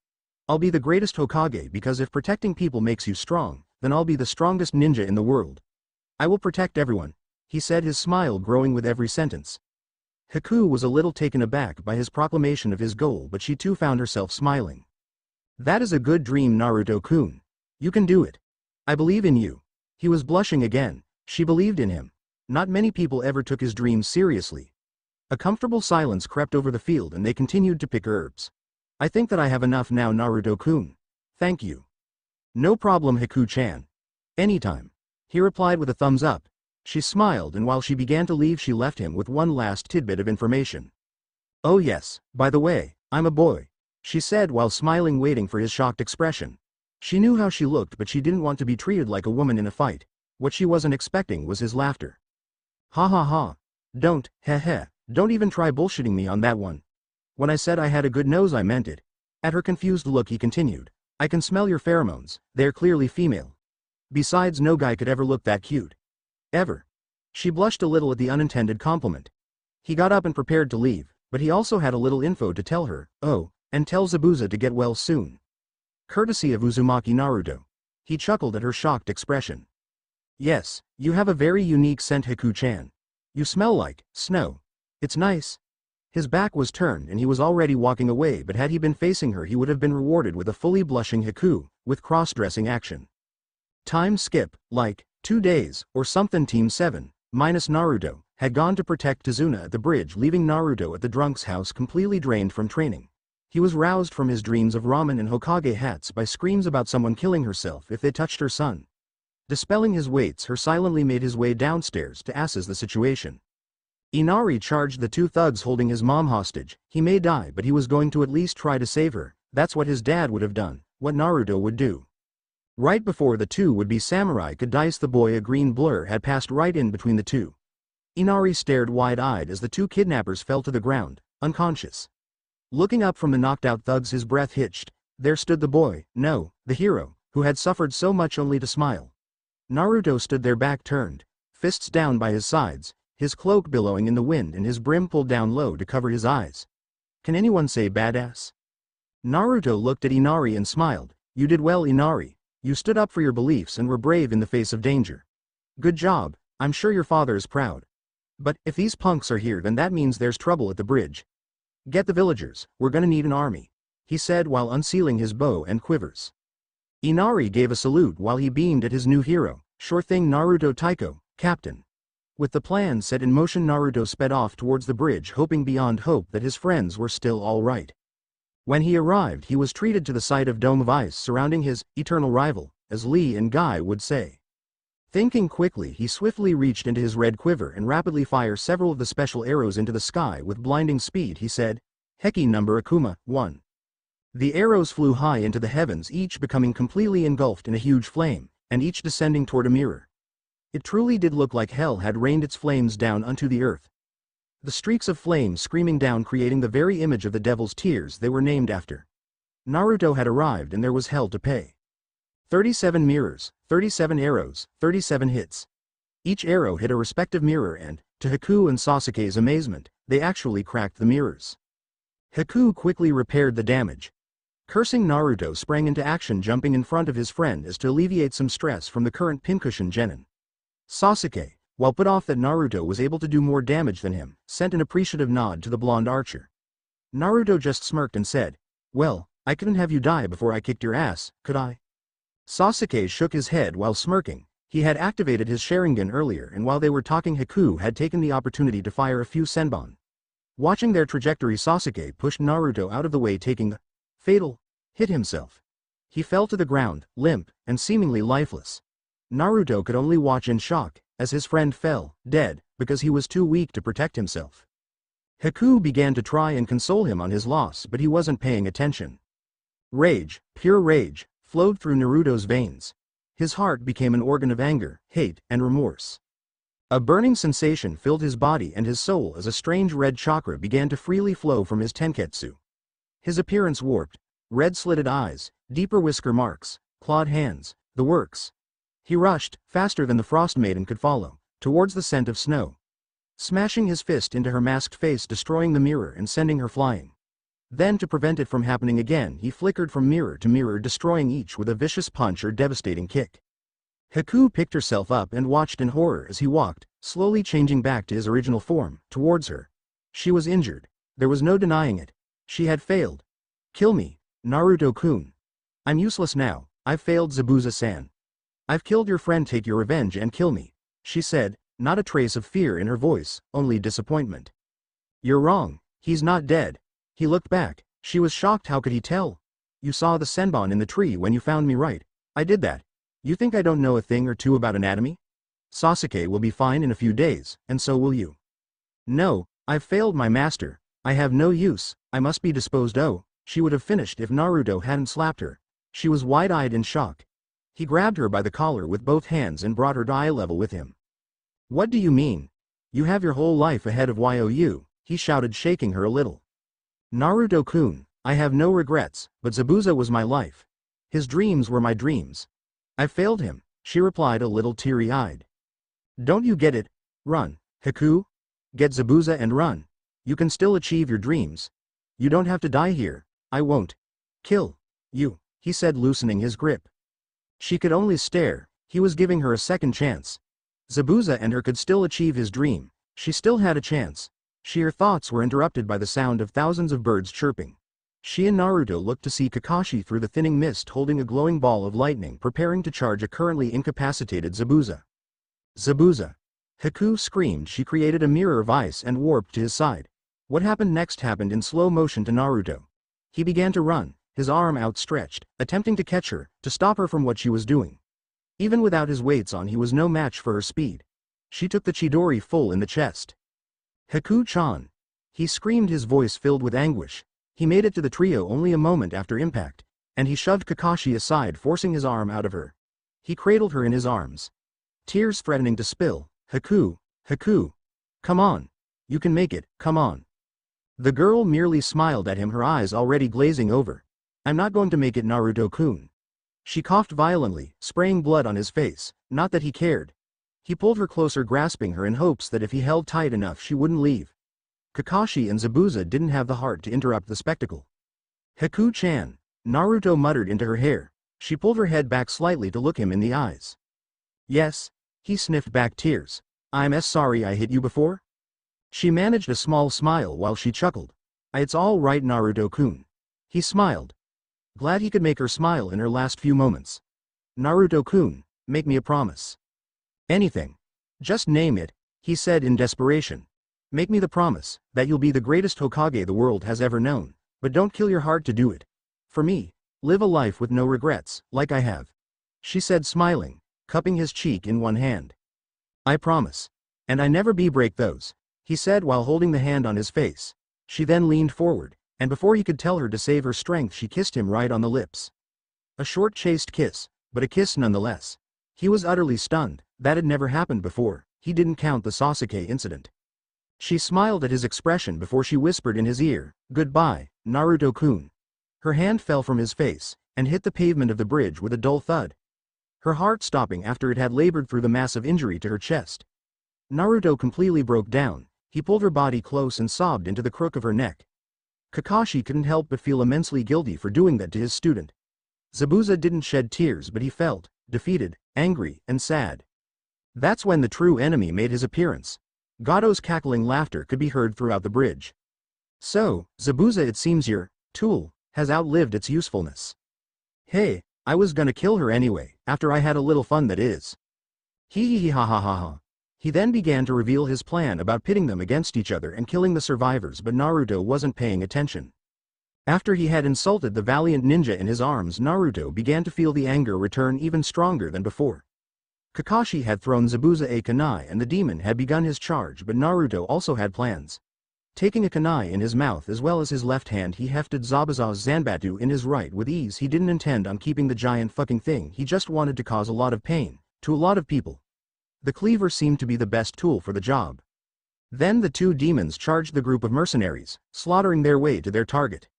While Zabuza was tired and injured from his battle with Team 7's sensei, Naruto was practically at 100%, but also being fueled by his Kyuubi-influenced rage.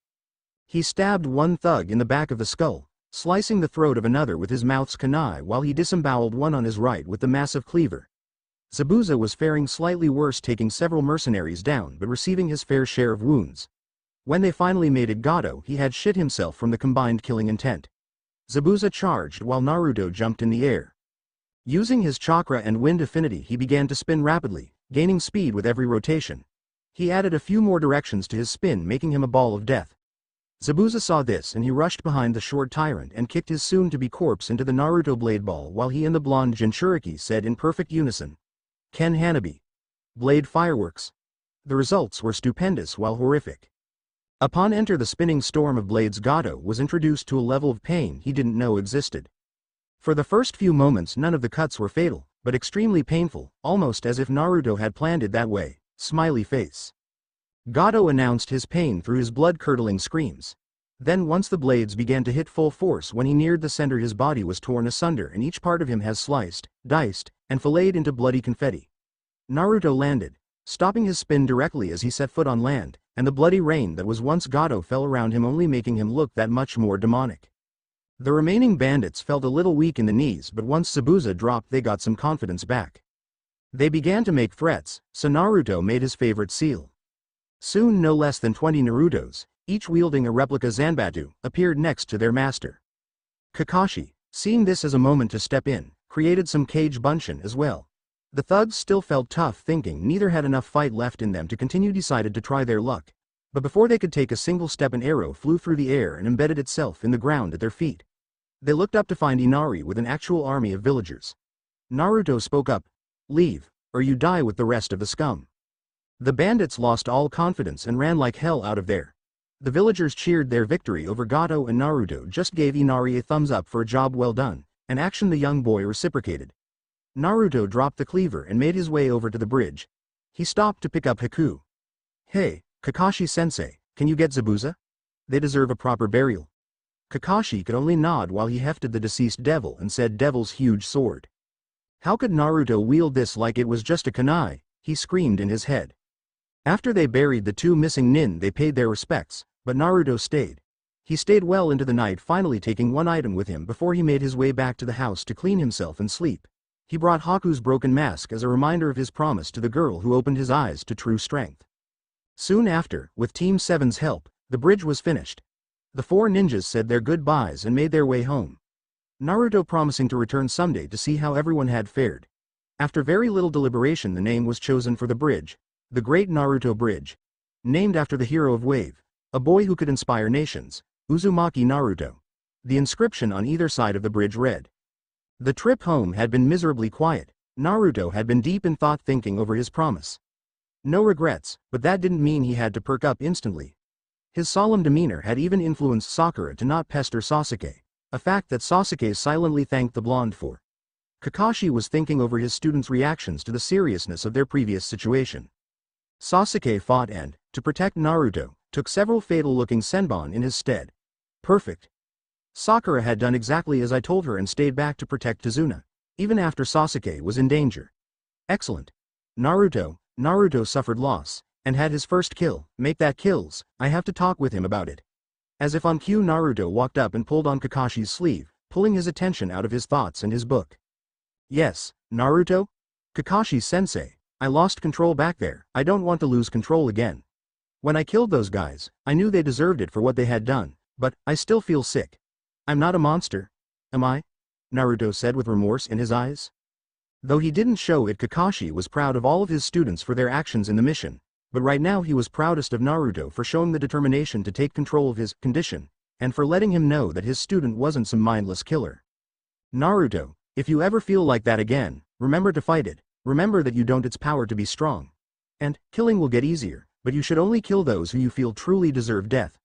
Those men, they truly had deserved it. You did the right thing. I'm proud of you.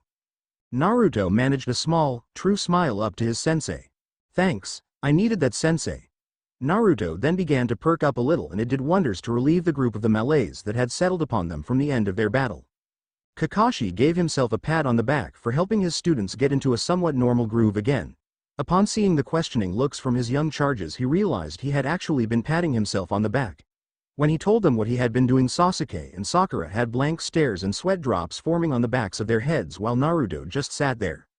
He started to chuckle, then laugh, then the rest of the group began to laugh just as hard. They had already been near Konoha, but when they finally got the gate, the guards were treated to a peculiar sight. The last of the Uchiha was leaning against the demon brat, who had his arm around the Kunoichi of the year's shoulders, while the legendary copy nin, Sharingan no Kakashi, was holding his forehead in his left hand while his head was thrown back, following the group up. The strangest part was that they were all laughing like lunatics. One guard looked to the other and asked the obvious question. What the hell is so goddamned funny? The other guard simply shook his head, telling his companion that he'd better not ask. Some ninjas were just really fucked up. After getting back home, Kakashi had given them the week off but told them not to slouch. Naruto had taken it easy, only doing the minimum amount for all of his exercises. When his friends in Team Guy asked him what was wrong, he just told them he didn't want to talk about and that he would be fine in a couple of days. He held true to his words. By Wednesday he was pretty much back to normal. Bursting into the weapons shop, he rubbed his hands together while approaching the counter. So, Ten-chan, what do you have for me today? Naruto, Tenten, and her father, Kento, had all agreed that at a small weekly fee Naruto would get some of the scrap metal that the small family had left over from making weapons. It wasn't a vast amount of metal, but it was enough for his needs, and, being raised with practically nothing, he was immensely grateful to them. They were also grateful to him. Because of his weekly pay, they could afford to buy some more exotic, unique, and all-around rare weapons. Only a few, but still, some was better than none. Kento also was one of the few who thought of Naruto as a hero. Though he never voiced this opinion, especially around his daughter, he would always allow Naruto entrance into his store. He considered it a safe haven for the young genin. This week Tenten lifted a satchel the size of 2 fists put together onto the counter. Naruto's eyes had stars in them as he slid the bills across the counter. With this it'll finally be done, he exclaimed, eyes still sparkling with a little drool coming out of the side of his mouth. When will I get to see this amazing invention of yours, Naru-kun? You've been talking about it since we first started this little deal. She eyed him curiously. He sure could keep a secret. If she only knew the half of it. Maybe today, maybe next week, who knows? He said with a smirk. But he had other business in the familiar store today. He had decided that he would need something other than kunai to defend himself with when the enemy got close. Superhuman accuracy was great but did absolutely shitty against a close-range opponent. While his new invention would even the odds in his favor, he didn't want to rely on the experimental device. Walking around the store, he saw several interesting weapons but none that fit his style. A blue shield with a broad sword. For some reason he felt like it would go well with all his green. 1. A zanbatu like Zabuza's, big and scary, but hard to wield. Unless you're really pissed. A scythe, again, large and fear-inducing, but hard to actually use effectively. Then he saw what he wanted, the perfect weapon, or should he say weapons. 2 short swords only about 2 feet long each. 6 inches for the handle and the other 1.5 feet was all blade. They were slightly curved like miniature katanas. The only distinguishing feature on the blade was 2. On the bladed edge right on top of the handguard. It was a round area where someone could stick their finger. The inside of the hole was dull so one actually could stick their finger in there without fear of not being able to count to 5 anymore. Picking up his new defense mechanism, he went to the counter, a content smile on his face at finding the perfect weapons for him. Tenten looked at his choice then back at him and with a completely straight face she said, "These aren't for sale." The results were quite amusing. His face fell and twin streams of tears fell down his face mourning the loss of his soon-to-be favorite melee weapons. She couldn't hold it back anymore. She laughed long and hard at his predicament. He stopped his sobbing and looked her straight in the eye. "These are for sale, aren't they?" She could only nod while she chuckled. "Sweet Cammy, you love to fuck with me, don't you?" Kento, seeing this as an opportunity he couldn't pass up, made his presence known. "Oh, my young daughter and my favorite customer are having familiar relations? Well, don't expect a discount just because you knocked my daughter up." Tenten blushed 14 shades of crimson at that point, but before she expressed her disdain at her father's assumption, their customer decided to speak up. Not being one to be outdone, Naruto had his retort ready. "Don't worry, I don't. Plus, I always use a rubber, isn't that right, Ten-chan?" He nudged her with his elbow. But instead of her playing along, she just turned even redder. The two men began to wonder if her head would pop. "Dad! Naruto!" She screamed while she began to hurl the contents of her kunai pouch at them. The current brothers in pain began to laugh like mad as they ran from her. Naruto took his blades with him and handed Kento the money plus a little extra, not that Kento knew yet. "Hey, I'll be back for training once she calms down, old man," Naruto shouted over his shoulder. "So I'll see you in a week, Gaki." Kento laughed. "If that's what it takes." The two men shared a laugh while Tenten was roaring curses and death threats like no tomorrow. The man who worked next door looked out his window to see the strange spectacle only to shrug and say, "It must be Wednesday." After the week off was up, Naruto had received basic training from the Tuchis as well as some scrolls on how to wield his blades properly. He was far from mastery, very far, but he was well on his way. He had also finished his great invention. Always finding time to ask out Sakura, he found her near an ally where also found his personal fan club, the Konohamaru Corps. After a minor altercation involving relationship accusations and someone Konohamaru calling Sakura a hag, the young leader of the Corps was running for his life. Rounding a corner, he ran into someone with makeup, a bundle on his back, and a black pajama suit on. "Watch it, punk. I ought to teach you a lesson," the fucking weirdo threatened. "Don't, Konkuro. If he finds out, you're dead," the female behind him stated with a tinge of fear in her voce. "I'm just gonna teach this brat some manners. I'll be real quick, Temurai, he won't have to know," the newly dubbed Konkuro said. "Whatever, I'm not a part of this," she said, throwing her arms up in defeat. "Hey! Put him down, you sissy freak. Or you'll have to deal with me," our favorite hero shouted while pointing a finger at the paint-clad boy. Sakura was trying to calm everybody down but to no avail. "Sissy. For that this kid gets it," he shouted, but while he was pulling his fist back he looked at his prey to find him looking with awe and joy on his face at something behind Konkuro. He found that he couldn't thrust his bald fist forward. He looked back to find the camo-clad rescuer behind him with his back turned but Konkuro's wrist firmly in his grasp. The kid had a hard look on his face and he was only looking forward, not even turning his gaze towards Konkuro. "I warned you. Now if you don't let him go, you lose this hand and your puppet is useless," Naruto said with a voice that could freeze hell over twice. Konkuro would have paled if his face wasn't covered. Temari simply blushed at the power and cool attitude this new guy had. The Konohamaru Corps plus Sakura could only stare. Could this really be the same Naruto? How did you know about Karasu, SP? Konkuro asked while dropping Konohamaru. "Simple, The smell of wood, oil, and metal parts. The fact that it was human-sized. Plus, Suna is known for its puppet masters, so someone with the previous characteristics as well as a Suna headband could easily fit into that category. He turned to Tamari, softening his gaze. She had done nothing wrong, and you must be a wind user. Tell me, does Suna have many good scrolls on wind manipulation? If so, I'd like to order some. She could only nod, still stricken by his heroic attitude and deduction skills. Arigato. When he turned to return to his group, Konkuro seemed to get his balls back because he prepared to attack the leaf shinobi while his back was turned. Konkuro. Back off. If you don't, I'll kill you myself, said a cold voice from the tree where Sasuke had been watching. A swirl of sand, and Gaara had made his appearance. Gee Gaara, I was just, silence. You tell me, who are you? Gaara said in cool monotone. I am Uzumaki Naruto. Looking down at his three biggest fans, he sighed and continued. Boss of the Konohamaru Corps, and future Hokage. To say the aforementioned corps were giddy would be an understatement. Their leader was Cool, and you are? I am Subaku no Gaara. Naruto nodded and pointed towards Konkuro. The makeup freak? Konkuro's eyebrows twitched. Subaku no Konkuro. And lastly he nodded towards Tamari, and the lovely young lady? He said with his best sexy, charming smile.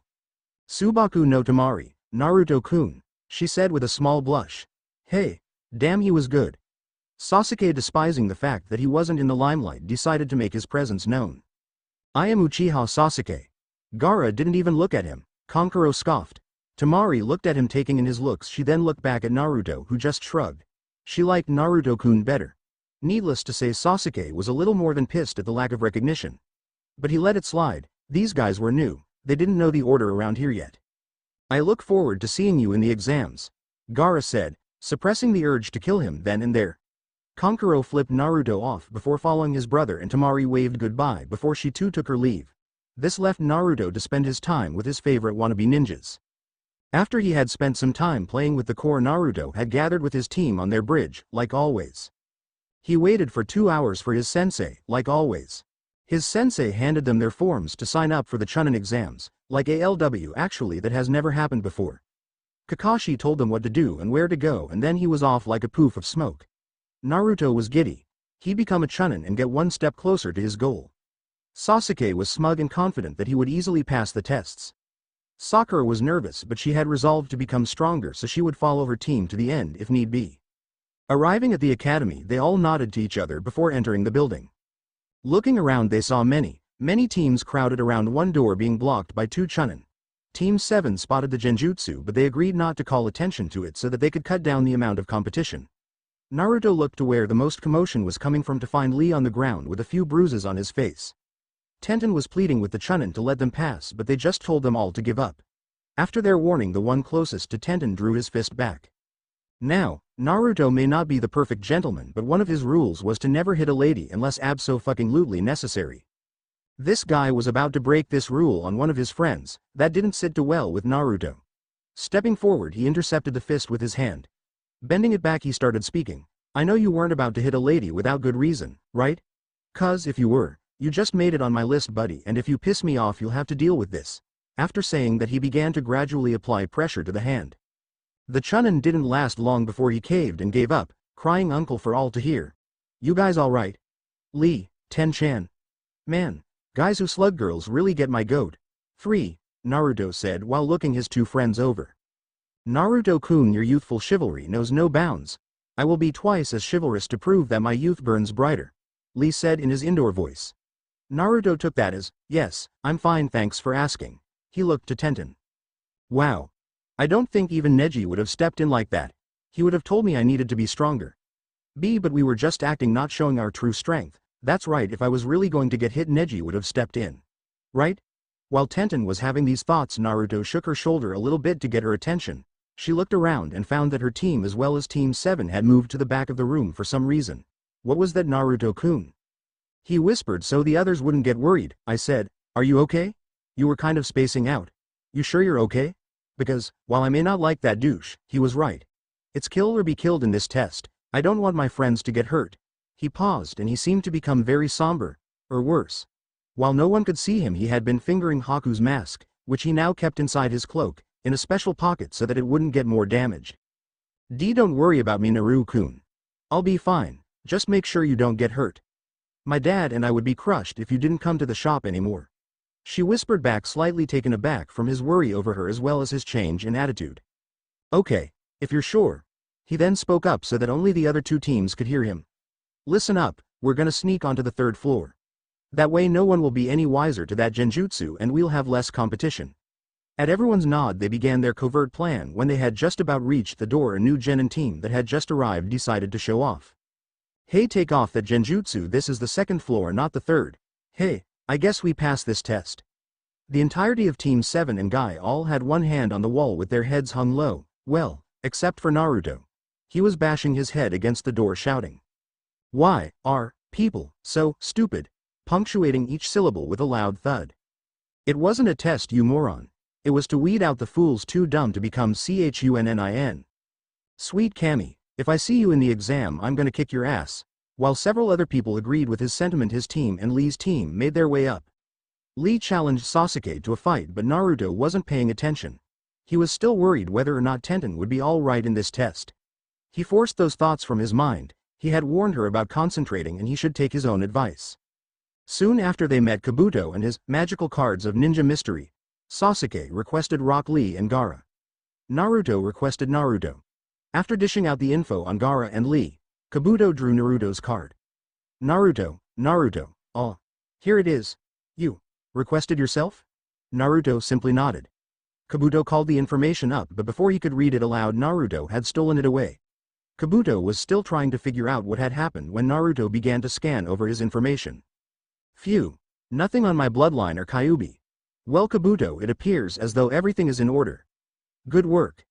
Freak, Naruto said while handing the card back to Kabuto, who, soon after, was found vomiting on the ground from a sound attack. That's when Ibiki made his move. Explaining the rules and passing out the test, he started the timer. Naruto had figured out the meaning of the test, but using his Takagon would have been too obvious, so he tried everything in his power but still nothing. Hinata was going to let him cheat, but he discreetly told her that he wouldn't risk her getting caught for his sake. When the timer went off and Ibiki told them the secret rule about the 10th question, Naruto went into full-blown charismatic leader mode, making a small speech that could rally entire countries behind him, which, in turn, stopped any and all Chunin hopefuls from leaving. After surprising them by passing them, Ibiki then showed them his gallery of scars, proving just how valuable information can truly be. Then out of fucking nowhere some crazy dame bursts in through the windows with this big banner announcing her as the second proctor. Mitarashi Anko. She complained about the number of remaining genin but promised to cut them in half in the next exam. Anko took the time to warn them about the Forest of Death and Naruto had paid attention, he really did, but that last test was just so boring he couldn't stop himself. He did the worst possible thing he could do. He yawned, deep and loud, he fucking yawned. Anko, of course, wouldn't stand for this. Tossing a kunai she disappeared from view. The knife grazed his cheek but he didn't even bat an eyelash, he'd been through worse. What really got him was when she pulled him into a deadly embrace and licked the blood off. He smirked as she whispered into his ear. You know the cocky ones are always the ones who leave the yummy blood all over my forest. He chuckled and she bristled. You don't say, he said while he tapped the kunai he had under her coat, the tip touching the skin right above her kidney. Well, I think I'm pretty well suited for this test, but if all you wanted to do was taste me. He chuckled a dark chuckle, one he hoped sounded as sexy and dangerous as he was going for. All you had to do was ask, Anko-chan. All present were a little more than shocked at his flirtatious behavior. Tamari was rather pissed that she wasn't getting his attention. Hinata felt envious of Anko's forwardness. And for some reason Tenten found herself bristling when the woman made contact with her friend. 4. She smirked, this kid had balls, and she liked that. Maybe she'd check firsthand how ballsy he really was. Her interesting train of thought was interrupted by the presence of a certain grass nin. Excuse me miss, you dropped this and the sight of blood got me rather excited. Naruto was a little perturbed by this weirdo's preferences and decided to let his opinion be known. Listen man, I've got a few things that turn my crank but you don't see me telling random people about them, do you? For sanity's sake keep it to yourself. The ninja who heard this managed to chuckle at the grass nin's expense. After they had been given their scrolls and were told to find a gate, Naruto sought out Anko. Hey, Anko-san. If you want a date you'll have to. She was interrupted by him waving his hands in a dismissive gesture. Nah, not right now anyway. I came here to tell you. That one grass nin reeks of snake. And little boys, it isn't normal. Grass doesn't have snakes, not even small ones, and especially not enough to smell so potently of them, he said while looking to make sure no one was listening. I'll check into it. That is suspicious. Good work, Uzumaki. He just waved her off as he ran back to his team. Once in position, they prepared to leap into action as soon as the bell rang. The siren blared and Team 7 blurred into the aptly named forest. Time skipped to Orochimaru fight. 5. Naruto had just stopped Sasuke from giving the snake bastard their scroll. He kicked off the branch, removing one of his green quiver's arrows. Jumping throughout the branches, he pulled the bow back and prepared to fire. Getting Orochimaru in his sights, he charged the seal, releasing the arrow while shouting the jutsu name, Rei-Ya. Ghost Arrow. The wind-imbued bolt flew through the air, its speed aided by the affinity it had. But the speed wasn't the only effect the jutsu had. While it flew, 7 green streams separated from the arrow's seal. They began to spin around the arrow, following it on its course towards the Sannin. He dodged, of course, but Naruto had planned on this. Using his wind affinity and his chakra, he used hand motions to change the bolt's trajectory. It followed the Sannin until Naruto finally lost control and it crashed into a tree. The tree was completely shredded because when the arrow and the streams hit, they each released a small cyclone, tearing the bark apart. Kukakuku, very nice technique, Naruto-kun. Allow me to show you one in return. The pedo then began his hand signs for the summoning jutsu. When he finished, a giant snake was underfoot. The snake used its tail to swat Naruto away. He was helpless as he watched the snake charge his friends. He felt himself begin to lose control again. But he fought this time. He fought tooth and nail for control. He had finally won control over the small amount of demonic chakra, but a small amount of demon chakra is still a lot to a human. Bolting from his current comfy spot, embedded in the tree bark, he used his Kyuubi-influenced speed, while he deactivated his weights, to charge completely unseen to the naked eye in front of the snake's strike. Using his currently godlike strength, he stopped the snake by turning his body into a fence. He looked up to find Sasuke still in some kind of trance. Teme. Snap out of it. This guy is a Sannin, I need your help, he shouted in his demonic voice. Sasuke shook himself from his stupor and jumped into action. Orochimaru was about to affix a seal onto Naruto, but Sasuke had other plans. Throwing some kunai, he managed to divert the snake man's attention long enough for Naruto to struggle free. The blonde jumped down to the forest floor where a small lake could be found. Sasuke was too busy dodging snake strikes and attacks from the crazed Sannin to notice Naruto's plan. That's when they heard a shout of, Mizu Taihou, water cannon. A lightning-quick stream of water about 7 feet in diameter, with an arrow traveling directly in the center, hit the snake right under the jaw.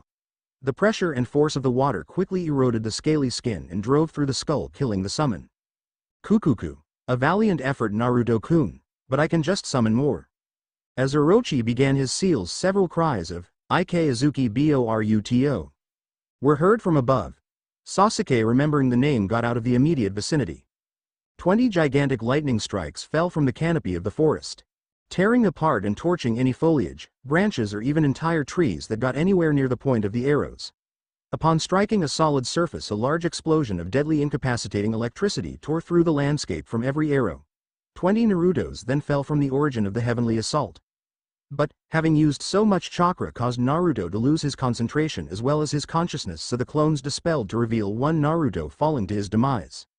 With a cry of, Naruto! Sakura finally jumped into action and caught the blonde free faller. She landed and looked around. The destruction was extensive. It looked like the next great ninja war had happened. Sasuke came out and greeted her, and they began to leave when they heard a distinct laugh. No one could have survived that. Kukakuku, my, I do believe that would have killed me if I had been anyone else. But alas, I wasn't. So now you get to fight me without his protection. He then proceeded to apply the curse seal to an injured Sasuke, telling him all about the power he would receive. Then he left, cackling like a pedophile in a maternity ward all the way. I awoke several hours later in a daze.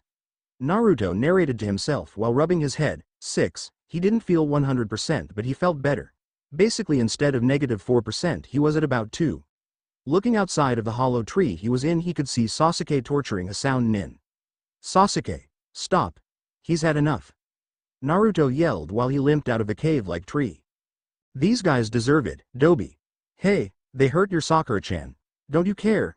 He asked in a mocking tone. Sakura activated her worried mode and latched onto the tattooed boy.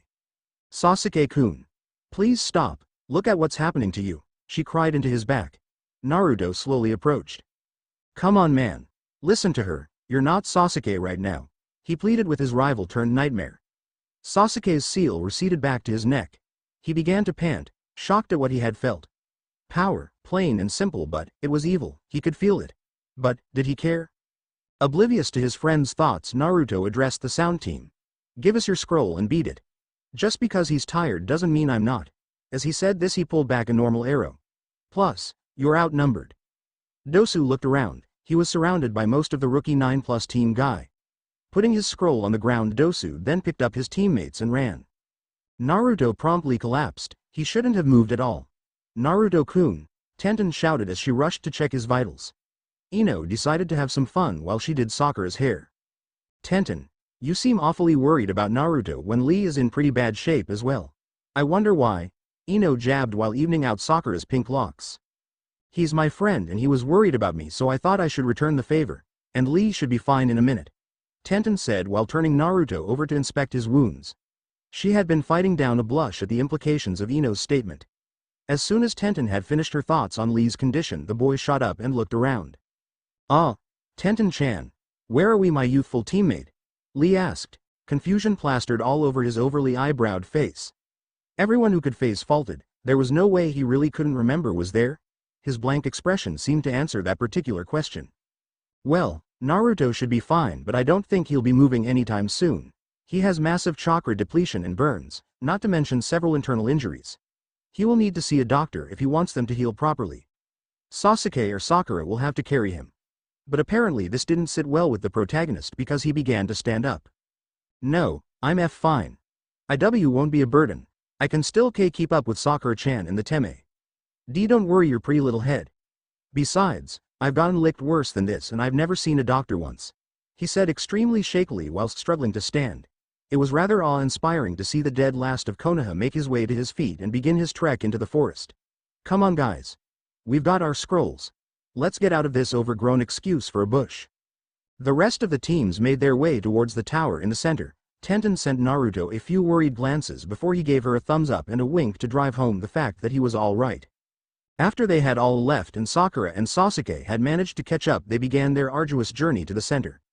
After a day of slower than usually travel, they made it to the tower. They had summoned Iruka and had learned that they had 3 days in the tower to rest and get their bearings before the second exam. Naruto had asked Iruka to send a team to search for Anko. She had gone looking for the snake and she couldn't be in any better shape than they were. Naruto took the time to find his room and sleep. He slept through the entire day on the first day to heal his body, his enhanced healing factor working as fast as it could. By the middle of the second day he woke up feeling fully charged. While Sasuke and, by proxy, Sakura took the extra days to train, Naruto was confident that he could handle himself well against any of the hopefuls without losing. He was not conceited, just confident. Plus, even though he felt good, he had just recovered from one of the most serious battles of his life and he wanted to let his body adjust slowly, so instead of flat-out training he would do light exercises and read some of his scrolls. When he wasn't training, he was spending time with the rest of the rookies that had arrived. Talking with Neji about chakra control as well as just plain regular stuff, well, regular stuff for a ninja. He spent some time practicing with Tenten in his swords and making sure they were both ready for whatever was coming up next. He would laugh and joke with Kiba and Lee. He even got Sasuke to make a few wise cracks about their sensei. Talking with Shino one day, he asked him where the bug user got the cool shades, and Shino told him he'd give him a spare pair he had after the exams. He easily made friends with the lazy Shikamaru and by proxy the gluttonous Choji. When the 3 days were up and the first match had been called in the small tournament, Naruto found himself occupied by thoughts of his new invention. Would it work right? Should he use it? Would he be able to use it? He was snapped out of his stupor as Tenten's match against Temari was announced. He and Lee gave her words, shouts, of encouragement, but Naruto feared for her safety in this fight though. Tenten was a melee fighter, Temari was a mid to long range fighter. His fears seemed to foretell the outcome because Tenten was defeated, but before she could fall off the giant fan and be in more than a little pain, the ref called Temari as the winner and Naruto jumped the railing and caught the weapon's mistress while shouting her name. Sakura looked at where Naruto had been grasping the railing during the bun-haired girl's fight and, to her immense shock, she found the strong metal to be completely crushed, like it was nothing more than a tin can. Naruto carried his friend up to the medical team and laid her gently on the stretcher before whispering a threat to the team, telling them that if she wasn't in perfect health by the time he was finished that they would be in much worse condition. They could only pray that they had enough time to work because his eyes and his voice promised legendary pain. Tamari could only watch on in confusion. In the sand the strongest were the most desirable. He should be praising her, not pitying that weakling. Perhaps she was wrong. This wasn't a sand after all. She'd have to look into Naruto's likes and dislikes. Maybe she could get a date out of him before Gaara killed him. That is, if he won his match. Stalking his way back up to the stands, he sat against the wall and allowed his hat to cover his face from view. He had been mad and was afraid of someone seeing his altered appearance if he had changed at all. He was roused from his brooding when Sakura shook him, telling him that his fight was next. He was fighting Dosu Kinata. Good, this guy was the dick who hurt his friends and Naruto need to vent. When he had finally met his opponent in the arena, even though you couldn't see his face, the bandaged teen was still looking pretty smug. Too bad your cute girlfriend isn't here to see how a real man fights, midget. Maybe she'd still be willing to see how a real man moves after I mop the floor with you. Oh hell no, he didn't just, but he did. First he insulted his friend, then the guy calls him short. Naruto thought it was a perfect time to test out his new invention. Hey ref, I may kill this guy Sue, don't say I didn't warn you. He turned an icy eye to the mummy. I notice you have a metal arm, I happen to have one as well. But, you my friend will be the first live target for me to test it on. Naruto said while biting the tip of his tongue and smearing the blood on the metal plate over his right glove. Some of his friends in the audience were still a little stunned to hear him talk about killing like it was the weather. Don't bullshit me. You don't have anything big enough on you to hold your weapon in? What do you take me for? Was Dosu's heated reply. Naruto lifted his hand, palm towards his face and fingers extended, up to about eye level, showing his opponent a seal etched into the steel with a line of blood spread over its face. Well, I have sealed it into this glove. He pulled each finger down one at a time, popping the knuckles before he began to pump chakra into his seal. He used his lightning affinity to summon a bit of electricity between his fingers, for effect, and soon there was a poof of smoke, revealing a large, round cylinder that covered the entirety of his forearm. At the end facing the sky there was another much small cylinder, wider than it was long, with a hole at the top in the center of the first. 6. The weight of the device finally got to him and he let his arm hang loosely at his side, a smug smirk on his face. You know, I wasn't going to use this, but you piss me off, so I'm gonna shut you up one way. He hefted his arm onto his shoulder, or the other. How do you expect to use that on me when you can barely lift it? Dosu laughed. You right. He looked up to Guy. Hey sensei, I gotta turn him off, is that okay?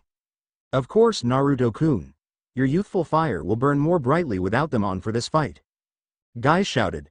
Naruto nodded with a smile at his wacky sensei while Kakashi could only stare, unbelieving, at the fact that his student called Guy sensei. With a small burst of chakra the weights dispelled, giving Naruto his full movement back. The effects were obvious, as he stood straighter and, just to shut up the laughing Dosu, started to effortlessly swing his burdened arm like it was his normal appendage. Most people's eyes widened at the sight. The referee began the match, then Dosu sprung into action, but Naruto was easily dodging his attacks and, because of his slightly better hearing, could avoid the sound waves of the melody arm. You see Dosu, Naruto began, when we use jutsu we burn a lot of unnecessary chakra, especially when your control is as bad as mine. He dodged another punch.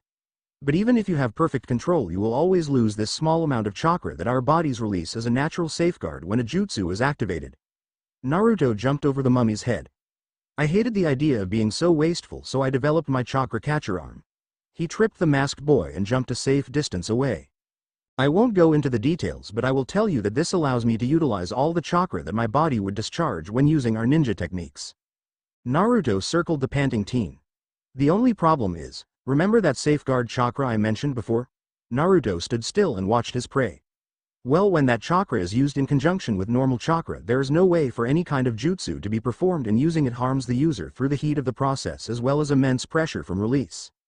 Well then what the fuck is it good for, you coward? A slightly winded Dosu screamed. You see, my friend, while jutsu are useless and it hurts me, it allows me to wield pure chakra. Although devoid of any elemental influence, it is still extremely deadly. Allow me to demonstrate. At this point Dosu was standing in a loose defensive stance and Naruto charged his weapon with a low amount of chakra. The machine glowed a bright blue before Naruto disappeared from view. When he made his appearance his new arm was deep in Dosu's gut, forcing the wind out of the sound shinobi, but the worst was yet to come. Naruto leaned in and whispered in the boy's ear. Chakra Myaku. Chakra pulse. A ring of blue exploded from the hole in the cylinder concealed by Dosu's stomach. Said boy flew with tremendous speed upward toward the ceiling because of the angle of Naruto's arm. Naruto growled back the pain. The blonde then used his left arm to steady his new weapon as he aimed it at the team now currently lodged in the ceiling. Chakra Kita. Chakra beam, Naruto said in a cool, relaxed voice as a large beam of pure chakra exploded forth, plowing into the rap sound nin. The beam burned both Dosu and the ceiling, and the power behind the blast soon broke through the roof. The boy, while badly injured and burned yet still alive, began his descent back down to earth. Chakra Tsurugi. Chakra sword. A thin beam of chakra was expelled through the opening in Naruto's arm. It was round, only as big as the opening from which it was spawned, and it only extended about 2 feet until it came to a point, but it was deadly as all hell. Pumping some chakra into his legs, Naruto pushed to the ground and rocketed toward the falling boy. He seemed to pass right through Dosu before he deactivated the blade and fell gracefully to the ground. Dosu was less fortunate and slammed unceremoniously to the rock floor of the arena. While the Junins present could track his slashes with a little effort, they knew what he had done to the poor teen. The Genins though only caught glimpses of his blindingly rapid attacks, so they assumed the worst. They were put off quite a bit that their friend could kill so easily like that. But to their astonishment, the only thing that signified Naruto cutting the boy was the melody arm shattering to hundreds of perfectly cut pieces. The medics declared Dosu as unconscious and that he would live. Hayate, the ref, raised an eyebrow at Naruto's actions. The blonde saw this and decided to answer the unasked question. He was already knocked out. I had won. No reason to kill him, I just wanted to test my weapon. Hayate nodded, and Naruto's friends and senseis were happy with his control and maturity, if not a little surprised. Naruto then stored his weapon again, but when he did, many people in the audience wished he hadn't. His entire arm was a burned, mangled mess. It could hardly be called an arm anymore. His male friends were impressed with his ability to deal with the pain that obviously caused the injury.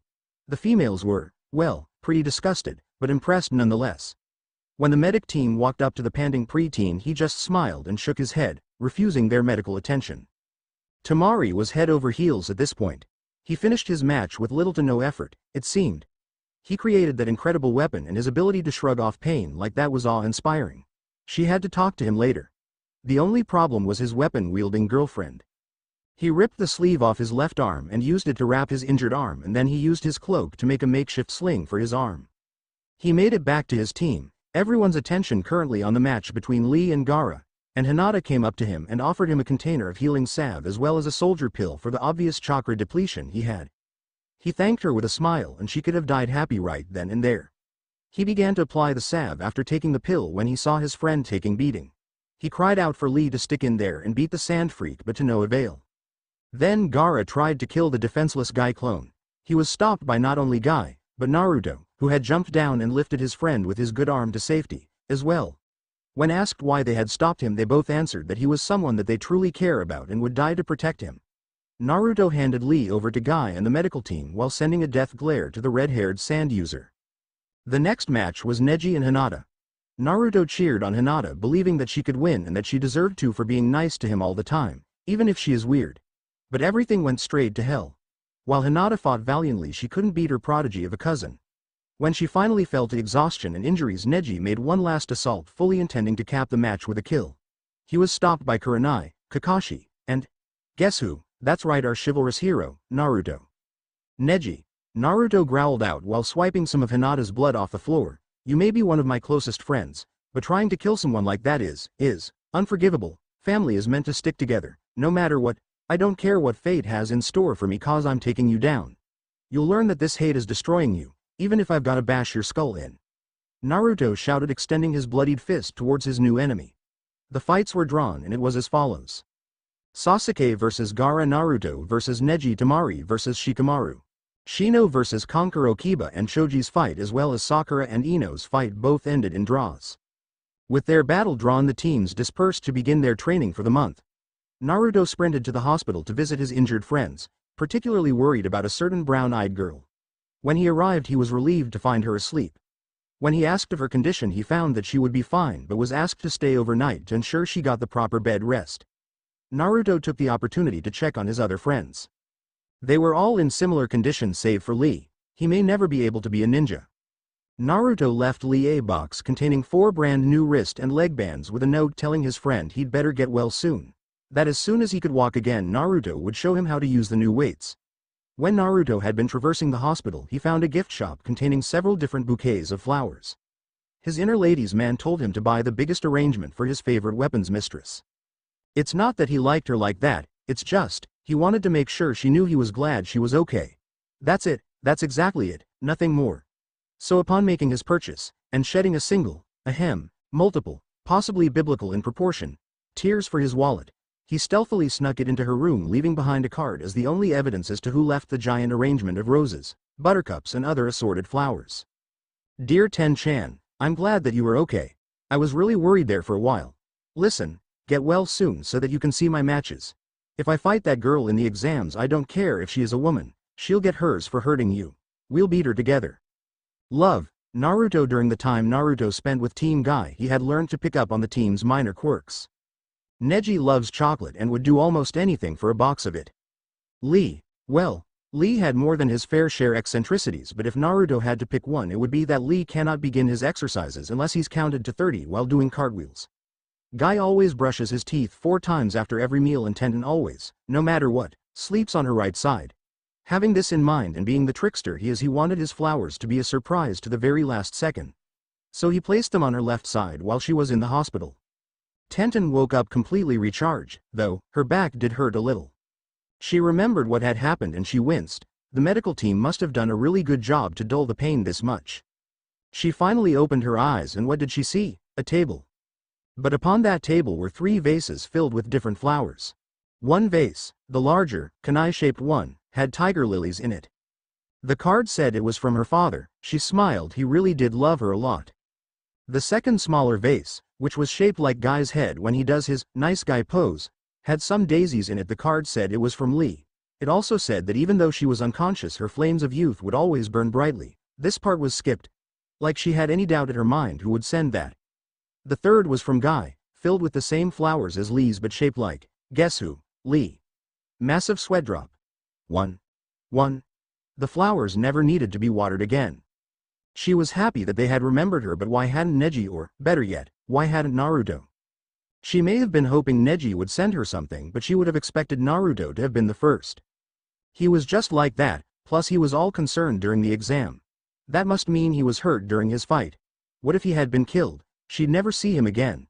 She was on the verge of hysterics, but she forced herself to calm down. No sense in getting worked up over something she had no proof of. Besides, there were other reasons why he would send anything. He did live alone, maybe he couldn't spare the money or he'd go hungry. She felt guilty at that thought. She turned her head to the left to get a better look at her surroundings as well as to take her mind off the flowers when she saw it. A big, beautiful arrangement of flowers, lilies, buttercups, roses, you name it. Her heart skipped a beat as she opened the card. She began to read. Dear Ten-chan. So whoever sent this was close to her. I'm glad that you were okay. I was really worried there for a while. So they were worried. She felt bad for making them worry about her. But they shouldn't have been worried. Her injuries weren't anywhere near fatal, so it was a sweet thought. Listen, get well soon so that you can see my matches. Whoever this is, they are still in the matches, good for them, though she was a little jealous. If I fight that girl in the exams, I don't care if she is a woman, she'll get hers for hurting you. They are a male, could it be Neji? We'll beat her together. Please let it be Neji-kun, she screamed in her head. Love, her face, which had been getting significantly brighter throughout the short note, reached an apex of crimson hue. Neji, she began to chant in her head as she continued reading, hoping to find the sender. Naruto. Her face lit up even brighter. He sent the flowers? It must have cost a fortune. Now he really would go hungry. And he wrote the note, singing it with love. What was she gonna do? Sure, he's nice, and funny, and strong, and kind of cute, and cool when he wants to be, but it's Naruto. He's a year younger than her, and not Neji. It couldn't work. He was one of her best friends, maybe even her best friend. She didn't want to hurt his feelings. He is pretty naive though, maybe he didn't mean it like that, and he did have that big crush on Sakura after all. Not that she's good enough for him anyway. While Tenten was having this massive catch-22, Naruto was walking down the hall in the hospital with a box of fresh sushi, Tenten's favorite food. After leaving his clones at home, like always, he made his way as quickly as possible to the hospital to see his downed friends. While walking, he spied the referee from the 3rd exam prelims, Gecko Hayate. He'd heard that Hayate was a really good kenjutsu specialist. Maybe he could help Naruto with his blades. Having a sensei in the area might make him a force to be reckoned with a blade. Hayate, meanwhile, had been having a weird vibe about that Baki guy, so he was going to check him out. He'd followed him to the hospital hoping to uncover something, but nothing had turned up yet. He was right about to follow Baki into a hallway when Naruto stopped him. Not wanting to reveal his suspicions to the loud boy, he was forced to turn and speak with the boy. "Hey Gecko-san." Naruto shouted civilly. "Hello Uzumaki-kun." He coughed loudly. "How can I help you?" The sickly-looking Chunin, 1. "Well, you see Gecko-san, I've started using swords and I've heard that you were amazing with them. I'm still not very good, but I was wondering, if you don't have anyone as a student right now, if you could, maybe, possibly, teach me? I promise to be the hardest working student you've ever had." During his request, Naruto had closed his eyes, bowed his head and raised both his hands over his head in a pleading gesture. Hayate was shocked. No one had ever asked him to train them, and while he didn't want to boast, he was rather impressive with a sword. He looked back only to find that he had completely lost Baki. Sighing, he returned to pondering Naruto's request. He did an impressive job during the exams, and Guy has been heard to say that Naruto's flames of youth rival Rock Lee's. The term Hayate took to mean he trained as hard as Lee, which was quite impressive. Even Kakashi has said he was a fast learner. Maybe taking Naruto as a student would be good for both of them. He was going to have a genin team anyway. Why not get some good practice? "Call me Hayate-sensei Naruto." Cough. "I'll send the details of your training over to your house." Cough. "Later in the week." Cough. "I look forward to training you," Hayate said while smiling at the blonde's ecstatic expression. "You'll do it. Arigato, arigato. I can't wait, sensei. But, I gotta go see someone. Bye, thanks again," Naruto said while running back towards his original destination. Naruto slowed his steps and tried to be as quiet as possible in case Tenten was still asleep. He slowly opened the door and inched his head inside the room, covering his eyes just in case. "Ten-chan? Are you awake? Or even in here, or decent?" He whispered loud enough for it to be heard in the room, but quiet enough that it wouldn't wake someone up. Tenten, who had decided to break it to him gently and was currently enjoying the scent of the flowers he had given her, nearly jumped out of her skin at the sound of his voice. "Oh, Naruto-kun, I didn't hear you come in.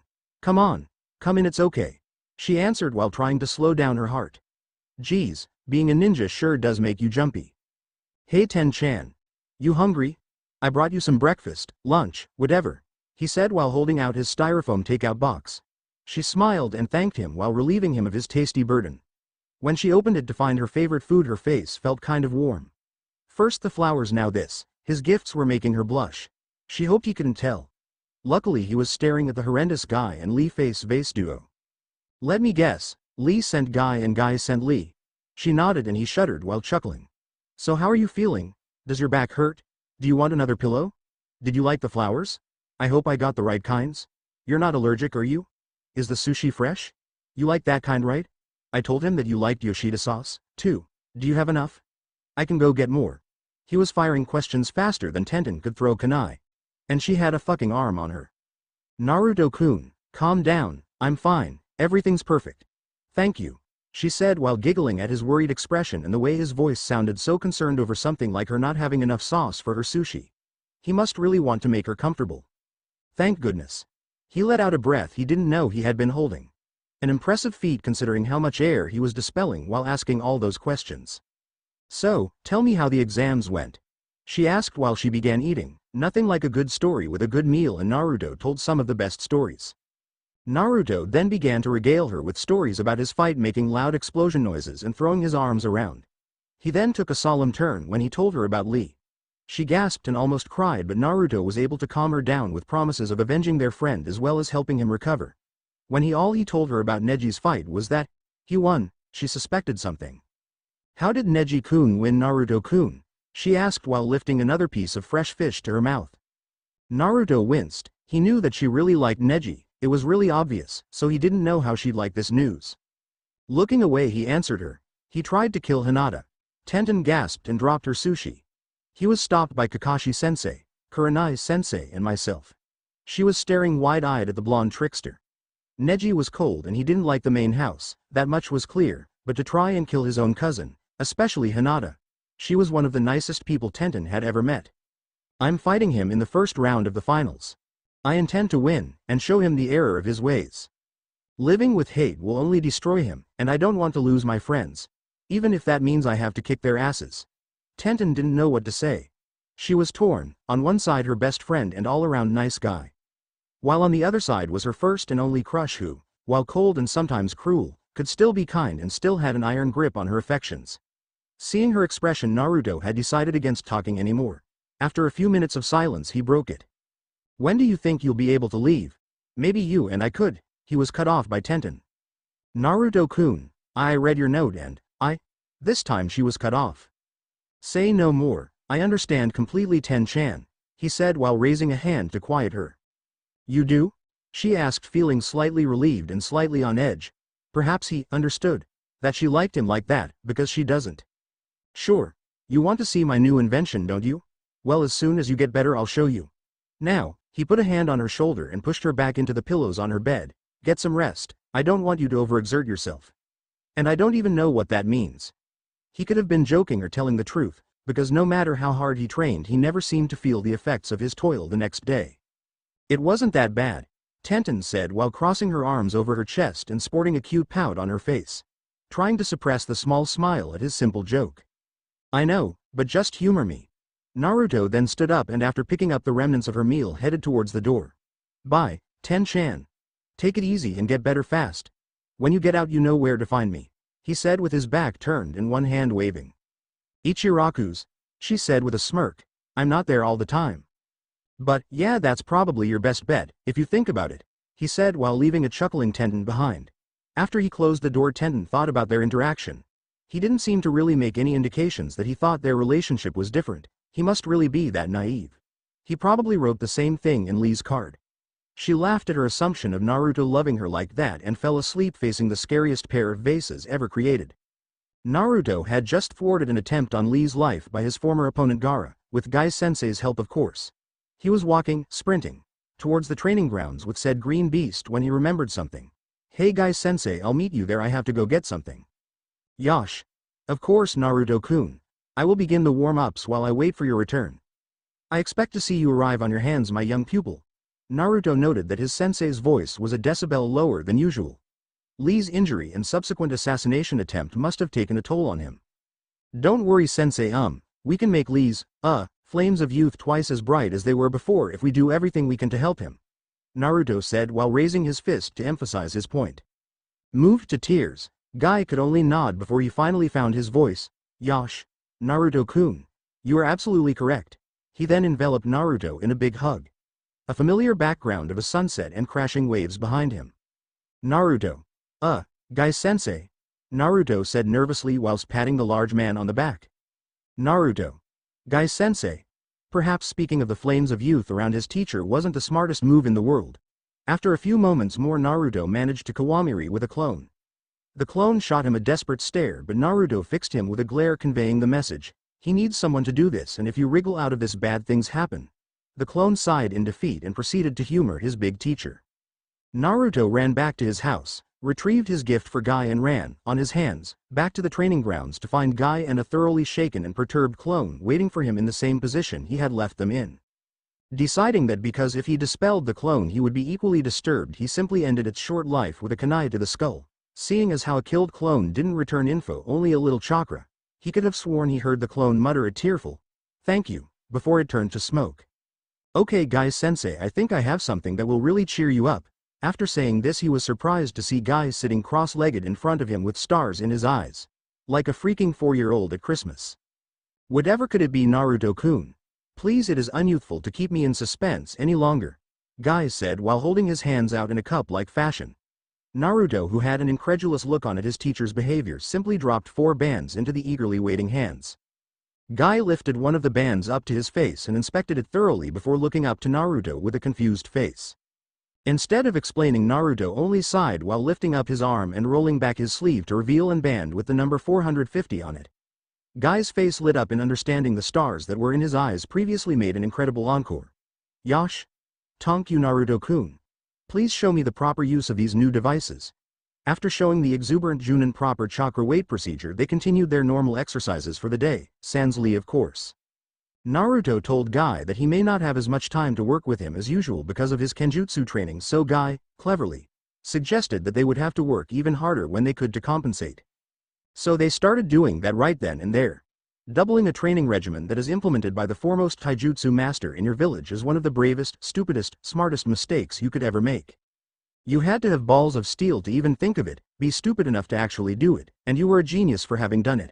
Because while it did tire you out and hurt like 99 bitches and one motherfucker in a bitch parade on National PMS and Stiletto Heel Stomping Day, it made you so strong so fast it was almost worth it. Just like it was almost worth it to cut off both your legs so that you could be the fastest man in the world. Keyword. Almost. Needless to say, Naruto was drop dead tired, and passing by the public hot spring was just too tempting. After relaxing in the conveniently abandoned male hot spring, word of the demon child tainting the male side of the spring traveled faster than heroin through an addict's veins. Naruto decided to take his leave. He was considerably more relaxed and his muscle only burned a little, like a wildfire right under his skin. That's when he saw a soon-to-be familiar tuft of white fuzz, and he heard the already recognizable sound of perverted giggling. This desensitization courtesy of Kakashi-sensei and Icha. Deciding he didn't like perverts even more, Naruto did what he thought was the right thing to do. Hey, Arrow OGG, come on Gramps, let's get you back to the retirement home. It must be way past your bedtime. He just went about it the wrong way. Quiet brat. I'm researching. Now screw off as I've no time for your disrespect.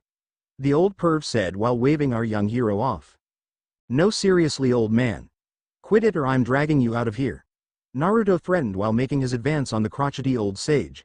This old prick wasn't even looking at him. Sighing, the white-haired man did a few hand seals, and when the smoke cleared he was in the same crouched position, only he was seated on a giant toad. The toad's tongue lashed out at Naruto, and being frog-headed himself, Naruto stood his ground, firmly planting his feet and preparing for the attack. The tongue lashed straight towards his center, so Naruto adjusted his weight to the left just enough for the reptilian exclusive limb to pass him. That was when he struck. Wrapping the stretchy, sticky muscle in his arms right underneath his armpit, he had a firm grip on the offending appendage. Not bad, shrimp. Perhaps I've underestimated you, the old man said while rubbing his chin. Ya think you old coot? Naruto whisper screamed. Even though his intentions were pure, if he was caught over here the females fry him just as bad as they the toad freak. Perhaps, but what will you do now? You seem to be unable to move while I can still attack. The toad sage said while sporting a cocky grin. Shit. Maybe if well, it's worth a shot. Don't count me out yet, you bastard. Rah. Naruto growled while trying to summon his elemental affinity for lightning to the surface. With an extreme effort he was able to manifest an electrical current over the topography of his skin, send a shocking jolt to the oversized toad. While it was crude and didn't have enough power behind it to do any kind of permanent damage, the toad's muscles all froze up and it was frozen to the spot in its paralyzed state. Store that under interesting and highly usable. That was very interesting, kid. Allow me to introduce myself. Currently anonymous old person began to dance about on the frozen toad, whose tongue was still stuck in the extended position even though Naruto had released it and was now closer to the display. I am the great toad sage of the mountains, author of the infamous Icha series. Jiraiya of the Sannin. Naruto took the time to remember the name, but now he was furiously trying to get the Sannin's attention. What is it, boy? Jiraiya asked, still in his ending pose. You senile old fool. Did you forget where we are? Jiraiya paled considerably. Do you realize what you've done? Naruto screamed, grasping his head and running around in circles. Shit.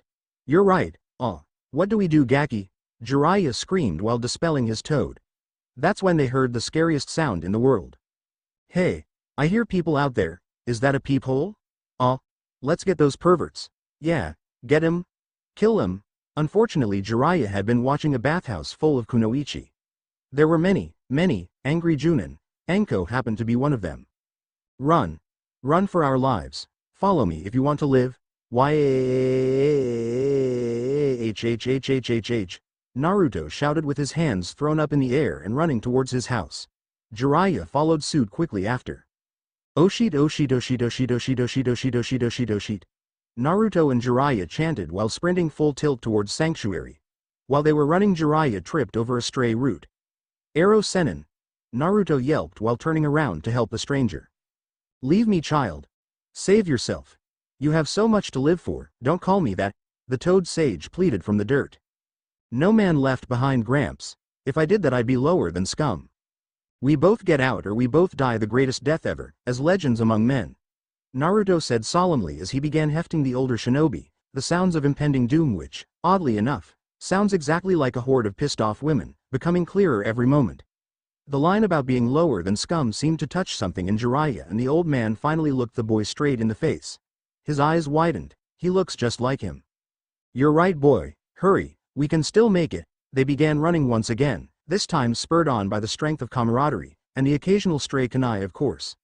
When they finally made it into Naruto's home, Jiraiya barricaded the doors with large toads, and the two men hid, like the big strong men they were, under a blanket in the corner of Naruto's basement.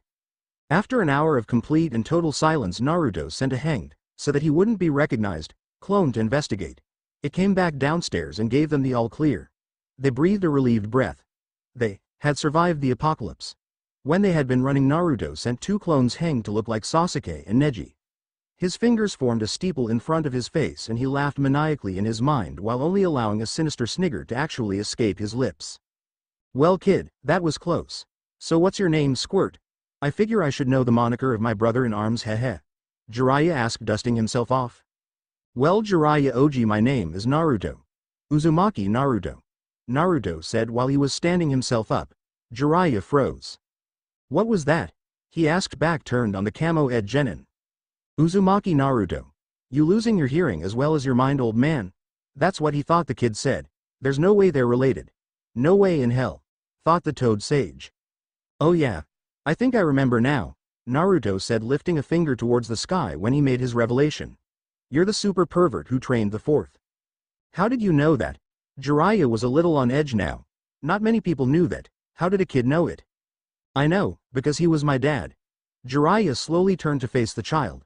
Ojiji-san said, I'm practically the spitting image of him.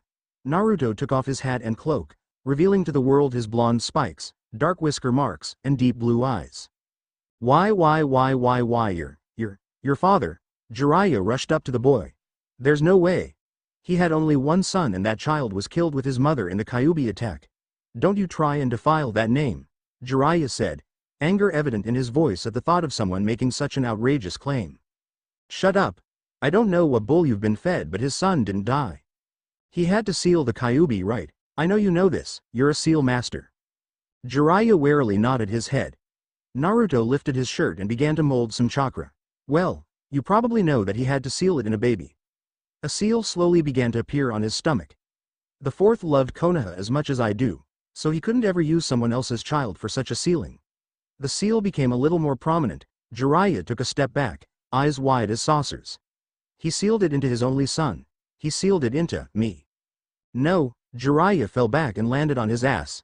I thought they were all dead for all these years. I thought you were dead. He held his head in his hands for a few moments. Hey, that little bastard always did love to keep secrets and keep everybody guessing. Yo, Ero Sennin, Naruto said, putting his cloak and hat back on. What, Gaki? Jiraiya asked, watching his student's air.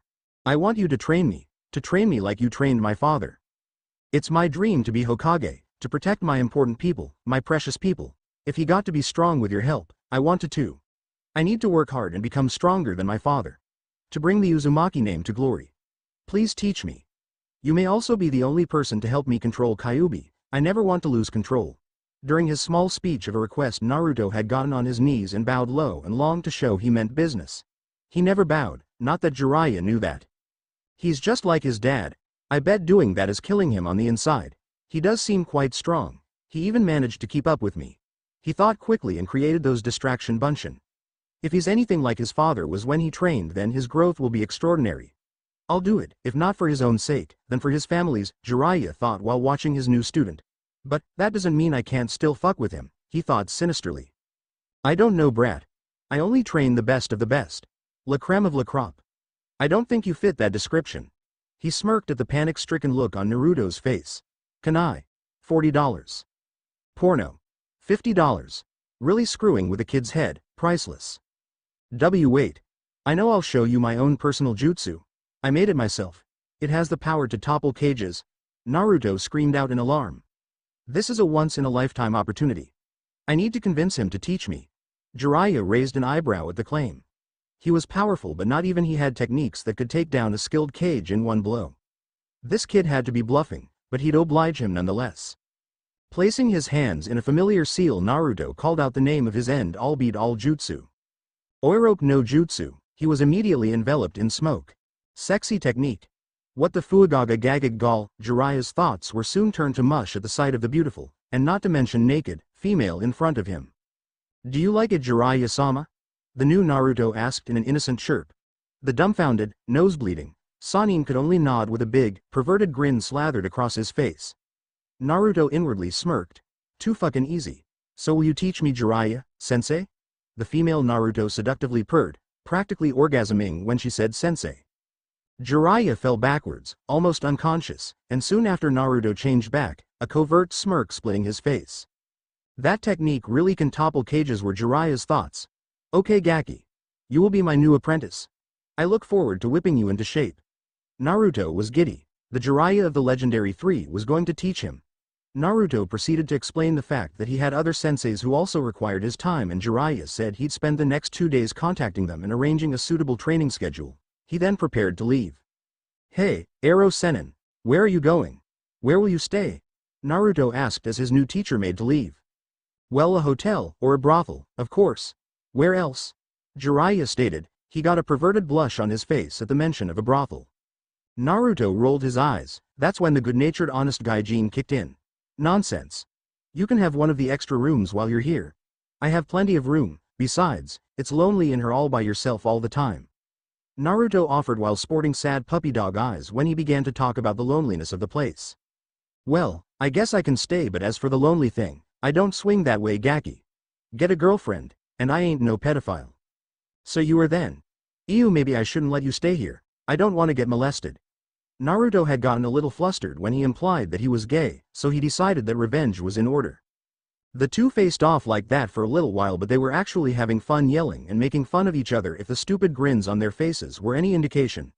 After training for a little while, Jiraiya promised to teach Naruto a new jutsu during their first training day, but that Naruto should just do what he did normally until the training schedule was finished. After a pleasant dinner of pork udon and dango, yes, Naruto has more than just ramen in his house. They both went to bed, Naruto in his current room and Jiraiya taking the guest room for now. He said that he'd move into the attic later. It was roomier and he could customize it to his unique, super-duper perverted tastes. Normally during his pleasant downtime in bed, Naruto would think about Sakura or beating Sasuke or any number of other fantasies. But now he often found himself thinking about someone else. He got up and reached into his cloak and retrieved a broken piece of a ceramic mask. Haku-chan, he whispered, barely audible even to himself. In the short amount of time he had known her, she had taught him many things. She taught him how treacherous a shinobi's life can be, what true strength was, and how to live a no-regrets lifestyle. He thought back to what she looked like, what she smelled like, how small she felt dying in his arms. He remembered when she kissed him. He thought it was funny. Someone who specialized in ice jutsu and was the living embodiment of snow could make him feel so warm. Is that what love was? Is that what it felt like to love someone, to be loved? He wasn't sure. They had barely known each other, but when I'm around Sakura I don't feel like that. I still have the knot in my stomach, but maybe that's just me being nervous. Nervous that I'm inadequate. Nervous that I really am as worthless as she says. His eyes widen. Maybe he, dare you say it, doesn't love Sakura. No, that's impossible. She, it's supposed to happen, damn it. If not Sakura-chan, then who? WHO. No one would ever feel that way about me, not even her. Not even Sakura. He sighed. I'm such a good prankster, I even fooled myself. Now's not the time to think like this. You don't want to be like Sasuke, do you? No, of course I don't. Maybe she doesn't like me now, and maybe she never will, but that's no reason to give up hope. I don't anyone but myself to achieve my goals. Yeah, I can do it. I'll be the best. He stood up in his bed. I'll do it for me, for my precious people, for Konoha, for Haku-chan. He began to shout. At Jiraiya's yells he shut up and crawled back into bed, self-confidence reaffirmed. A familiar mask clasped close to his chest. In heaven somewhere, a blonde-haired male angel next to two dark-haired female angels. Looking down through the clouds, Arashi smiled while he pulled Haku and Azuki close, one with each arm. Welcome to the family, kid, he said while ruffling her hair. Haku only blushed a little at the contact.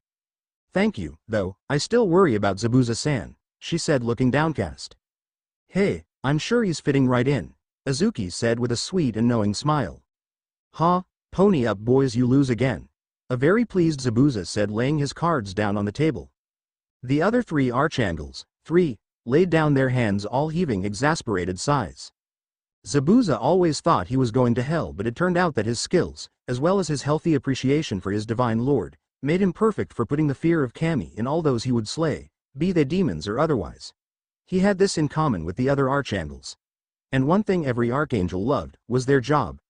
So, because there is no need for monetary tender in death, he had just 3 extra shifts. This would allow him much more time to kill, literally. "You always win, Zabuza," said one divine being, his white wings shifting while he crossed his arms over his chest. "I think he cheats," interjected another, gruff-looking, angel whose darker gray wings, which had clearly seen many battle, twitched in agitation. "How could he cheat? He's an angel, he can't cheat, or the big guy would take his killing privileges away for a week," defended the youngest-looking of the group. "The only distinct thing about his appearance that could mark him as old would be his pitch-black wings, meaning he's been killing for Kami for a long, long time and that he's killed a lot of stuff." "Yeah, I don't cheat. You just suck, now pay up." Zabuza began to twitch and he leaned over to his right and retched. "Dude. What the hell? What happened?" asked the black-winged harbinger of death. There was a sentimental moment happening somewhere very close by. "So, sappy. Sorry. Still not quite used to all this happy angel shit yet." Zabuza answered, whipping his mouth with his forearm. "Yeah, me neither, but it's not that bad. I mean, it's not like, super happy here." The first angel spoke. "I think I just puked a rainbow." Somewhere down on Earth a little boy looked up and saw a shining rainbow. "Look, mommy. Rainbow.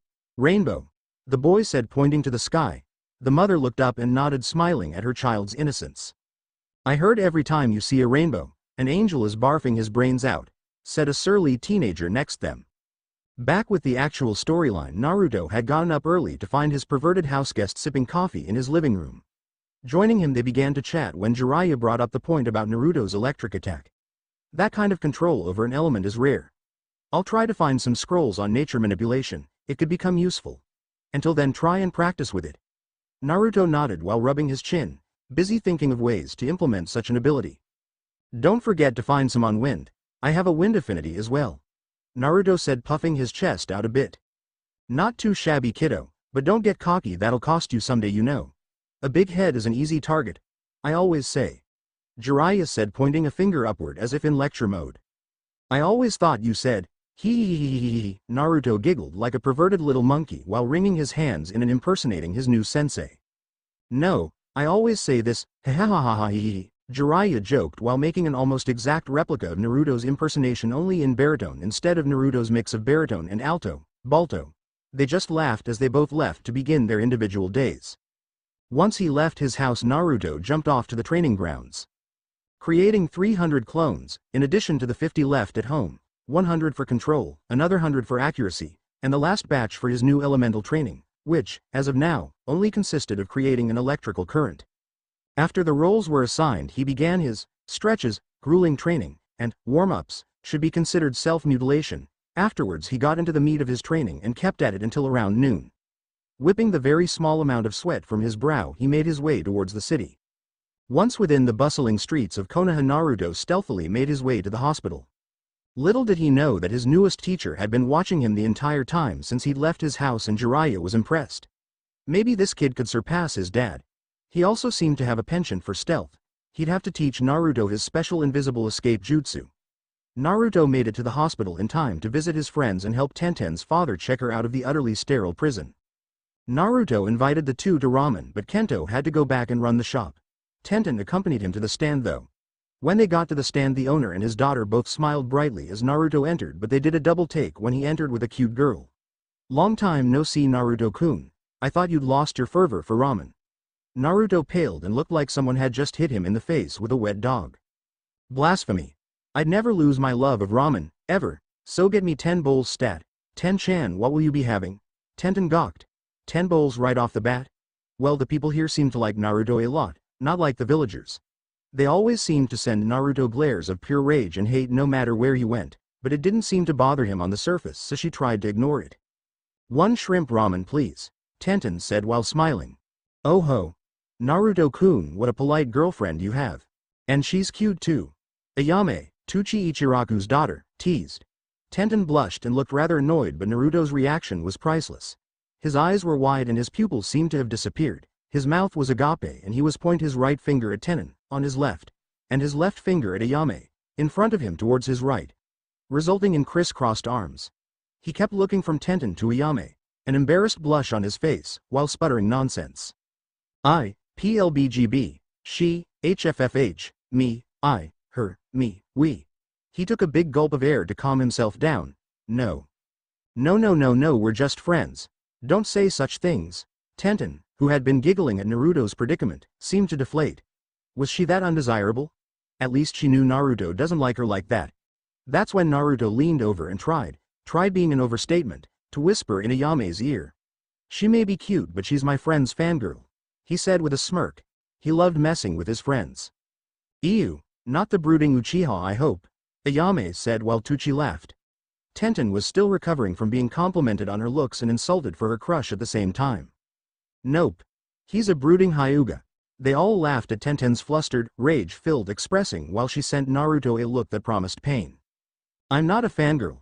I'm going to be a great kunoichi like Tsunade-sama. I'm nothing like Sakura or Ino. She spit word fangirl out like it was a piece of refuse. After managing to get her to calm down, the four enjoyed easy conversation, laughing every now and again. By the time Naruto was on his 15th bowl, Tenten had finished hers. Want another Ten-chan? I know I will, Naruto said through a mouthful of noodles.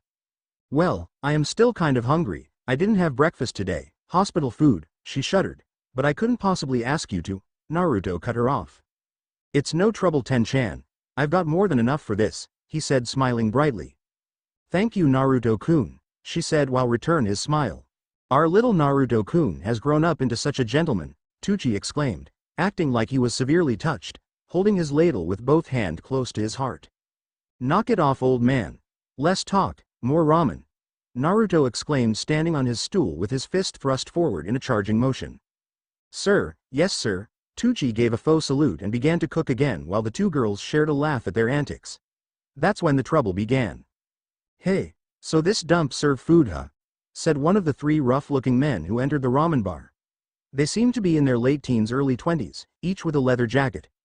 The leader wearing a bandana around his head like Ibiki wears his forehead protector. Naruto analyzed them. The one in the front has one small knife on him. The shorter one on the right has some brass knuckles in his pocket, and the one with the sunglasses and the smirk also has a knife. Their hands don't seem to have hardly any signs of wear, and their shoes looked old but not very worn. We are also in the civilian sector. Hey, these guys are just civilian punks who think they're tough. Naruto smirked while Tenten seemed a little wary. She was reaching for her kunai pouch, just in case, when Naruto put his hand on hers. She looked up in blushing shock, see Naruto chuckling slightly and shaking his head. He then began tapping his finger on the top of her hand.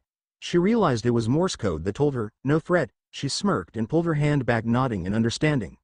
Naruto covertly reached over to the small cup of toothpicks on the counter. Hey old man, how about some ramen on the house? The obvious leader asked, leaning an elbow on the counter while eyeing Ayame like a piece of meat. She gave a nervous laugh and backed up a step, muttering a silent, ew. I'm afraid I can't do that sir, I need the money, and ramen don't grow on trees. Tucci laughed at his lame joke. While Ayame didn't like these punks, she was still wary of them. She shot her father a disbelieving look. She knew that he knew these guys were trouble too, so why was he being so reckless? He made eye contact with her and he just shifted his eyes quickly to Naruto with a simple smile on his face. She looked over to see that his hat, that he had put on as soon as the thugs entered the restaurant, covered most of the younger boy's face, but you could still make out his smile. As realization hit her, she smiled too. I'm afraid you can, if you know what's good for you and your daughter, old man. The lead thug said ominously. He was pissed. These people weren't even batting an eyelash at his threats. And I'm afraid that you can't back up your threats, Naruto said merrily, slipping a few toothpicks into his palm unnoticed by everyone in the bar. You'd better watch it kid or I'll make you regret it, Bandana Boy said, shifting his hand into the pocket, which harbored his knife. The kid's cloak shifted a little, he could feel some wind pass him by on both sides. You and what army? Naruto said while finally turning to make eye contact. The thug growled and snapped his fingers, fully expecting his boys to grab the kid and drag him outside. Nothing happened though. He snapped again, and several more times before getting angry and turning to see what was wrong. He turned to see his two companions with a toothpick stuck in each shoulder and at the joint in the hip where the leg meets the pelvis. They couldn't move their arms or legs and they were shaking, either too shocked or too scarred to say anything. He turned back to look at the kid to see him holding up his left hand with several toothpicks fanned out between his thumbs and his fingers like a hand of poker cards. The kid was smirking too. How could the kid have done that without him noticing? It was impossible. The leader stuffed his hand into his pocket to get out his trump card, the knife, only to find nothing. He looked at Naruto again only to see his knife in the boy's hand replacing the toothpicks. You see, this is why you don't pick fights with ninja. What are you gonna do now? The leader asked, shrinking back into a leather coat that seemed too big for his frame now that all of his bravado was lost to a 12-year-old kid. Well, I'm gonna kick your asses, pay my bill, and let you know that if I ever hear you cause any more trouble, I won't be so forgiving. Got me, big shot? Naruto said while he popped his knuckles. Soon the three thugs were sitting at the bar, each slurping down some ramen that Naruto offered to pay for the first time as long as they promised to turn over a new leaf. They each were sporting several painful-looking injuries. Okay, that's enough for now. Thanks, old man. Now you three, Ichi, go, Yan. I want you to promise me that you'll clean up your act and get real jobs. Otherwise, we'll have another talk, Naruto said while placing his hands onto the shoulders of two of the brothers. Of course, Naruto Taiko, Ichi, the previous leader exclaimed. Yeah, we'll be the best citizens in Konoha. Go, the sunglasses wearing, red-headed, one said. You've shown us the light, sir. We'll follow your advice. Yan, the shortest, black-haired one affirmed. As Naruto and Tenten turned to leave, Ichi called out to them. Wait, Naruto Taiko. Naruto sighed and turned around. For defeating us and showing us such mercy. You are the new leader of. The three jumped off their stool, each entering a ridiculous pose very reminiscent of the Konohamaru Corps. The Bangu, number. Bros. Naruto's eye twitched. Again. This is just what I need. More Konohamarus. Maybe I should stop beating people. Nah. After their introduction they each gave him their signature item, Ichi's headband, Go's sunglasses, and Yan's pair of brass knuckles. Naruto thanked them and then he and Tenten continued on their way. Naruto gave Tenten the bandana figuring she could use it better. He also said she was now an honorary member of the Bangu Bros. She laughed. Was it like this whenever you spent the day with Naruto? Maybe she should try it out more often. He put the sunglasses on and said he could probably do something with the knuckles later. He took off his hat. How do I look with these bad boys on? He asked with his hands out as if showing off his entire appearance. When she looked at his face, Tenten got an eyeful of a goofy smile and wiggling eyebrows. After a few minutes of Naruto staying like that and Tenten just having a blank expression on her face, they both started laughing. After walking around town a little they saw Sasuke walking by. Yo, Teme, what's up? Naruto asked while waving to the bastard's attention. Nothing, Dobi. Sasuke answered while keeping his hands in his pockets. Tenten just watched interestedly. She had heard of Naruto's team but never actually met them. This guy was supposed to be one of Naruto's best friends. You'd have more fun with a rock that was thrown at you, hard. Oh yeah. Sasuke Teme, this is Tenten-chan. Ten-chan, this is Sas-chan. Naruto teased while introducing the two. Tenten giggled while extending her hand in greeting. Sasuke, however, was pissed at Naruto's words. Well, it's nice to meet you, Sasuke, giggle-chan. Tenten said good-naturedly, expecting him to shake her hand. I don't associate with losers. But it figures the Dobi would have a loser girlfriend. Sasuke said, smirking at the hurt look on her face at recalling her failure. That's enough, Sasuke. Don't talk to her like that, and she's not my girlfriend. Naruto said while taking a step in front of Tenten, somehow hoping to shield her from Sasuke's permanent bad attitude. She's not your girlfriend. I guess even you are too good for a loser like her. Sasuke said, reveling in the feeling of anger rushing from Naruto. I said enough, Sasuke. Go brood in a corner somewhere, you fucking prick. Naruto said, keeping his anger to a simmer and turning his back on his nemesis. Sasuke chuckled and was on his merry way. Ten-chan, you're not a loser. You're not a loser at all. Hey, and if anything, you're too good for me. Sasuke doesn't know what the fuck he's talking about. All Uchihas are born with sticks up their asses and a major superiority complex along with it. She fought back her tears and laughed at his jokes, but she still felt terrible because of Sasuke's words. Seeing this, Naruto wrapped his arms around her and put his chin on her bowed head. He made soothing circles on her back with one hand while pulling her close and wrapping some of the cloak around her with the other. It's okay, Tenten, I'll get him back, Tenten, who had stiffened at the touch before, was allowing herself to feel better in Naruto's friendly embrace. You should cheer up, Ten-chan. I shouldn't be taller than you yet, he said, laughing lightly. Thank you, Naruto-kun, Tenten whispered. She already felt better despite how deeply Sasuke's words cut her. Ten-chan, do you have a makeup kit? Naruto asked, staring off in the direction that his best friend had left. At her nod he smiled, a sadistic, slightly insane smile. Good. Go get it and meet me here as soon as you can. She left and he focused on the chakra linking him to his clones. He dispelled about 20 of the ones who had been working on lightning manipulation. The sudden push and pull upon his mind from the knowledge made him quite dizzy. He sat down and allowed his mental fatigue to claim his consciousness until his bun-haired friend arrived. When Tenten returned, small makeup kit in hand, she had trouble spotting Naruto. Even unconscious, he was good at hiding. When she did find him, she roused him from his self-induced coma. He stood up shakily at first but got his bearings and he smirked in a confident manner, spelling trouble for someone. He looked at the small bag Tenten had brought and his smile widened. Sorry, I don't have very much, just for certain occasions and stuff like that, Tenten said, handing him her beautifying tools. It's to be expected, you don't need any makeup at all, he said as easily as if he was commenting on the temperature outside. She turned away a little to hide her burning red face. Come on, let's go. He sprinted off in Sasuke's general direction without a sound. What are we doing, Naruto-kun? Tenten whispered. She figured if they were using this much stealth she should be quiet. They say revenge is a dish best served cold, but I'm not known as Konoha's #1 most surprising ninja for no reason. Sasuke would never expect retaliation so soon after his characteristic insults, he explained as he slowed down near the Uchiha training grounds. Putting a finger to his lips to indicate silence, he proceeded alone while Tenten waited and watched from the shrubbery. Naruto stealthily slunk towards his target, Sasuke, whose back was turned, training on his clan's training logs. His body was crouched low, almost crawling. His left arm was extended forward but bent at the elbow, covering his face. His right hand was completely extended straight behind him, a soft blue haze covering it. Naruto's brow was beading in sweat because of his physical and mental efforts to keep the most amount of electricity in his hand without making noise. A crackle of energy escaped Naruto's mental grip on his affinity. Sasuke twirled with lightning-fast reflexes into a defensive stance that could easily shift into a heavy offense. His Sharingan blazed to life as he searched for the disturbance, but to his chagrin, he could find nothing out of place. He turned back to his post only to be faced to smirking face with Naruto. What were Sasuke's immediate thoughts when Naruto had managed to sneak up on him?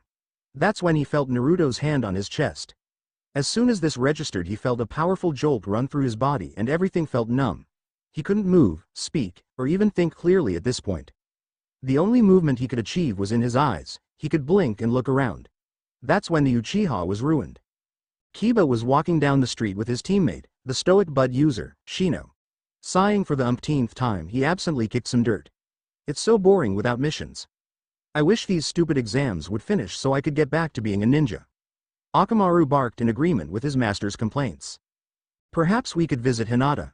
Or perhaps if you had won your match we could be training right now, Shino said in cold monotone whilst adjust his glasses. Shut up. Choji just got lucky, I'll beat everyone next time for sure. Why aren't you training anyway? Kiba asked, petting Akamaru who was stationed securely on his master's head. I had to. The bud user was cut off by a very loud yell. A yell belonging to none other than Uzumaki Naruto.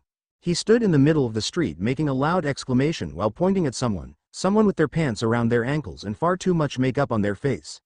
The person was also in a seductive pose. It would have been seductive if it had actually been a woman though. That's when the two noticed the ring of people around Naruto and the person. It was the entirety of the able-bodied Rookie 9 and Team Guy as well as some villagers and a few Chunin. What's this? Sasuke. Uchiha Sasuke wears makeup and pretty in pink kunoichi panties. Unbelievable.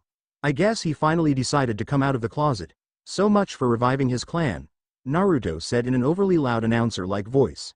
Indeed, it was Sasuke. The once proud Uchiha was wearing a hooker's worth of makeup as well as 4-year-old girl's undergarments, and was posing in the street. Everyone was completely and utterly flabbergasted, thunderstruck, shocked, and, of course, disgusted. What had happened to him? After Naruto had frozen him with his lighting attack, he quickly got to work. He managed to pose his body in an alluring position while Tenten went into overdrive with the makeup. Then Naruto put the icing on the cake. Dropping the poor boy's trousers, he quickly genjutsu-ed Sasuke's average plaid boxers into the garments that were featured a popular character to little girls. They then found a busy street and got to work. If Sasuke could move he'd be quaking with unbridled fury, but he couldn't, so tough nuggets.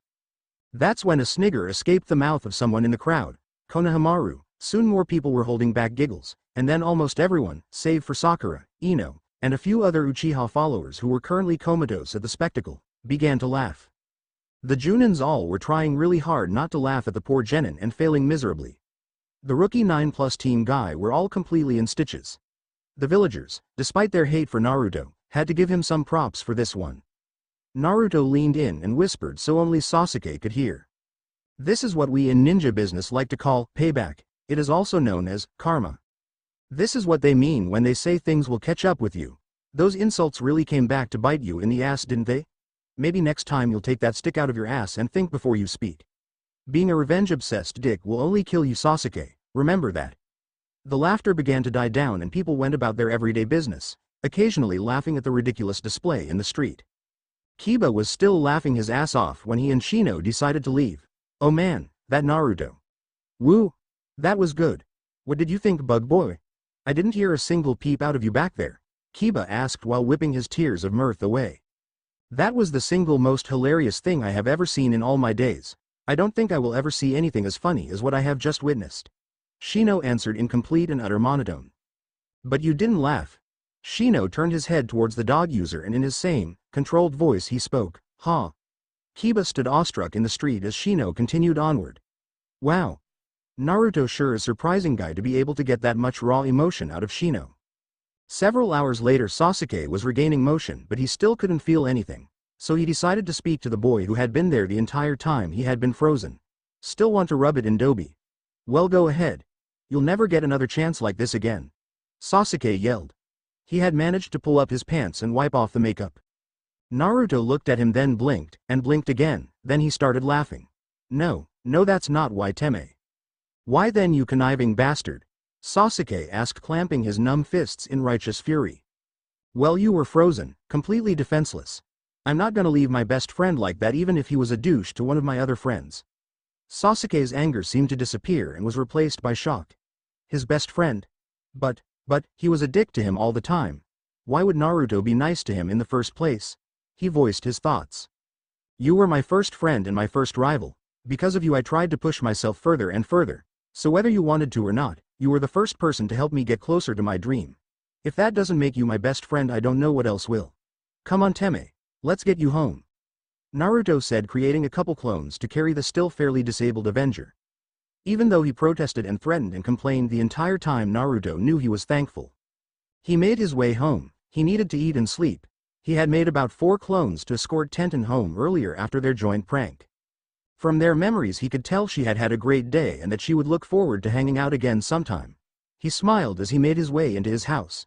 Jiraiya wasn't around, probably researching, making some quick instant ramen. Naruto hastily ate it and, after a quick shower, he dispelled all his remaining clones. The ensuing headache sent him into a slumber that he would wake up from later and make a mental note to never do that again. Jiraiya looked over his notes for the day and he could only shake his head at his new student's actions. One moment he's a hard worker, the next a strategist, then he's a merciful leader, and then he's a juvenile delinquent who puts other before himself. Life sure did get interesting the end. Thanks for watching. Also remember to subscribe and like this video. See you in the next video.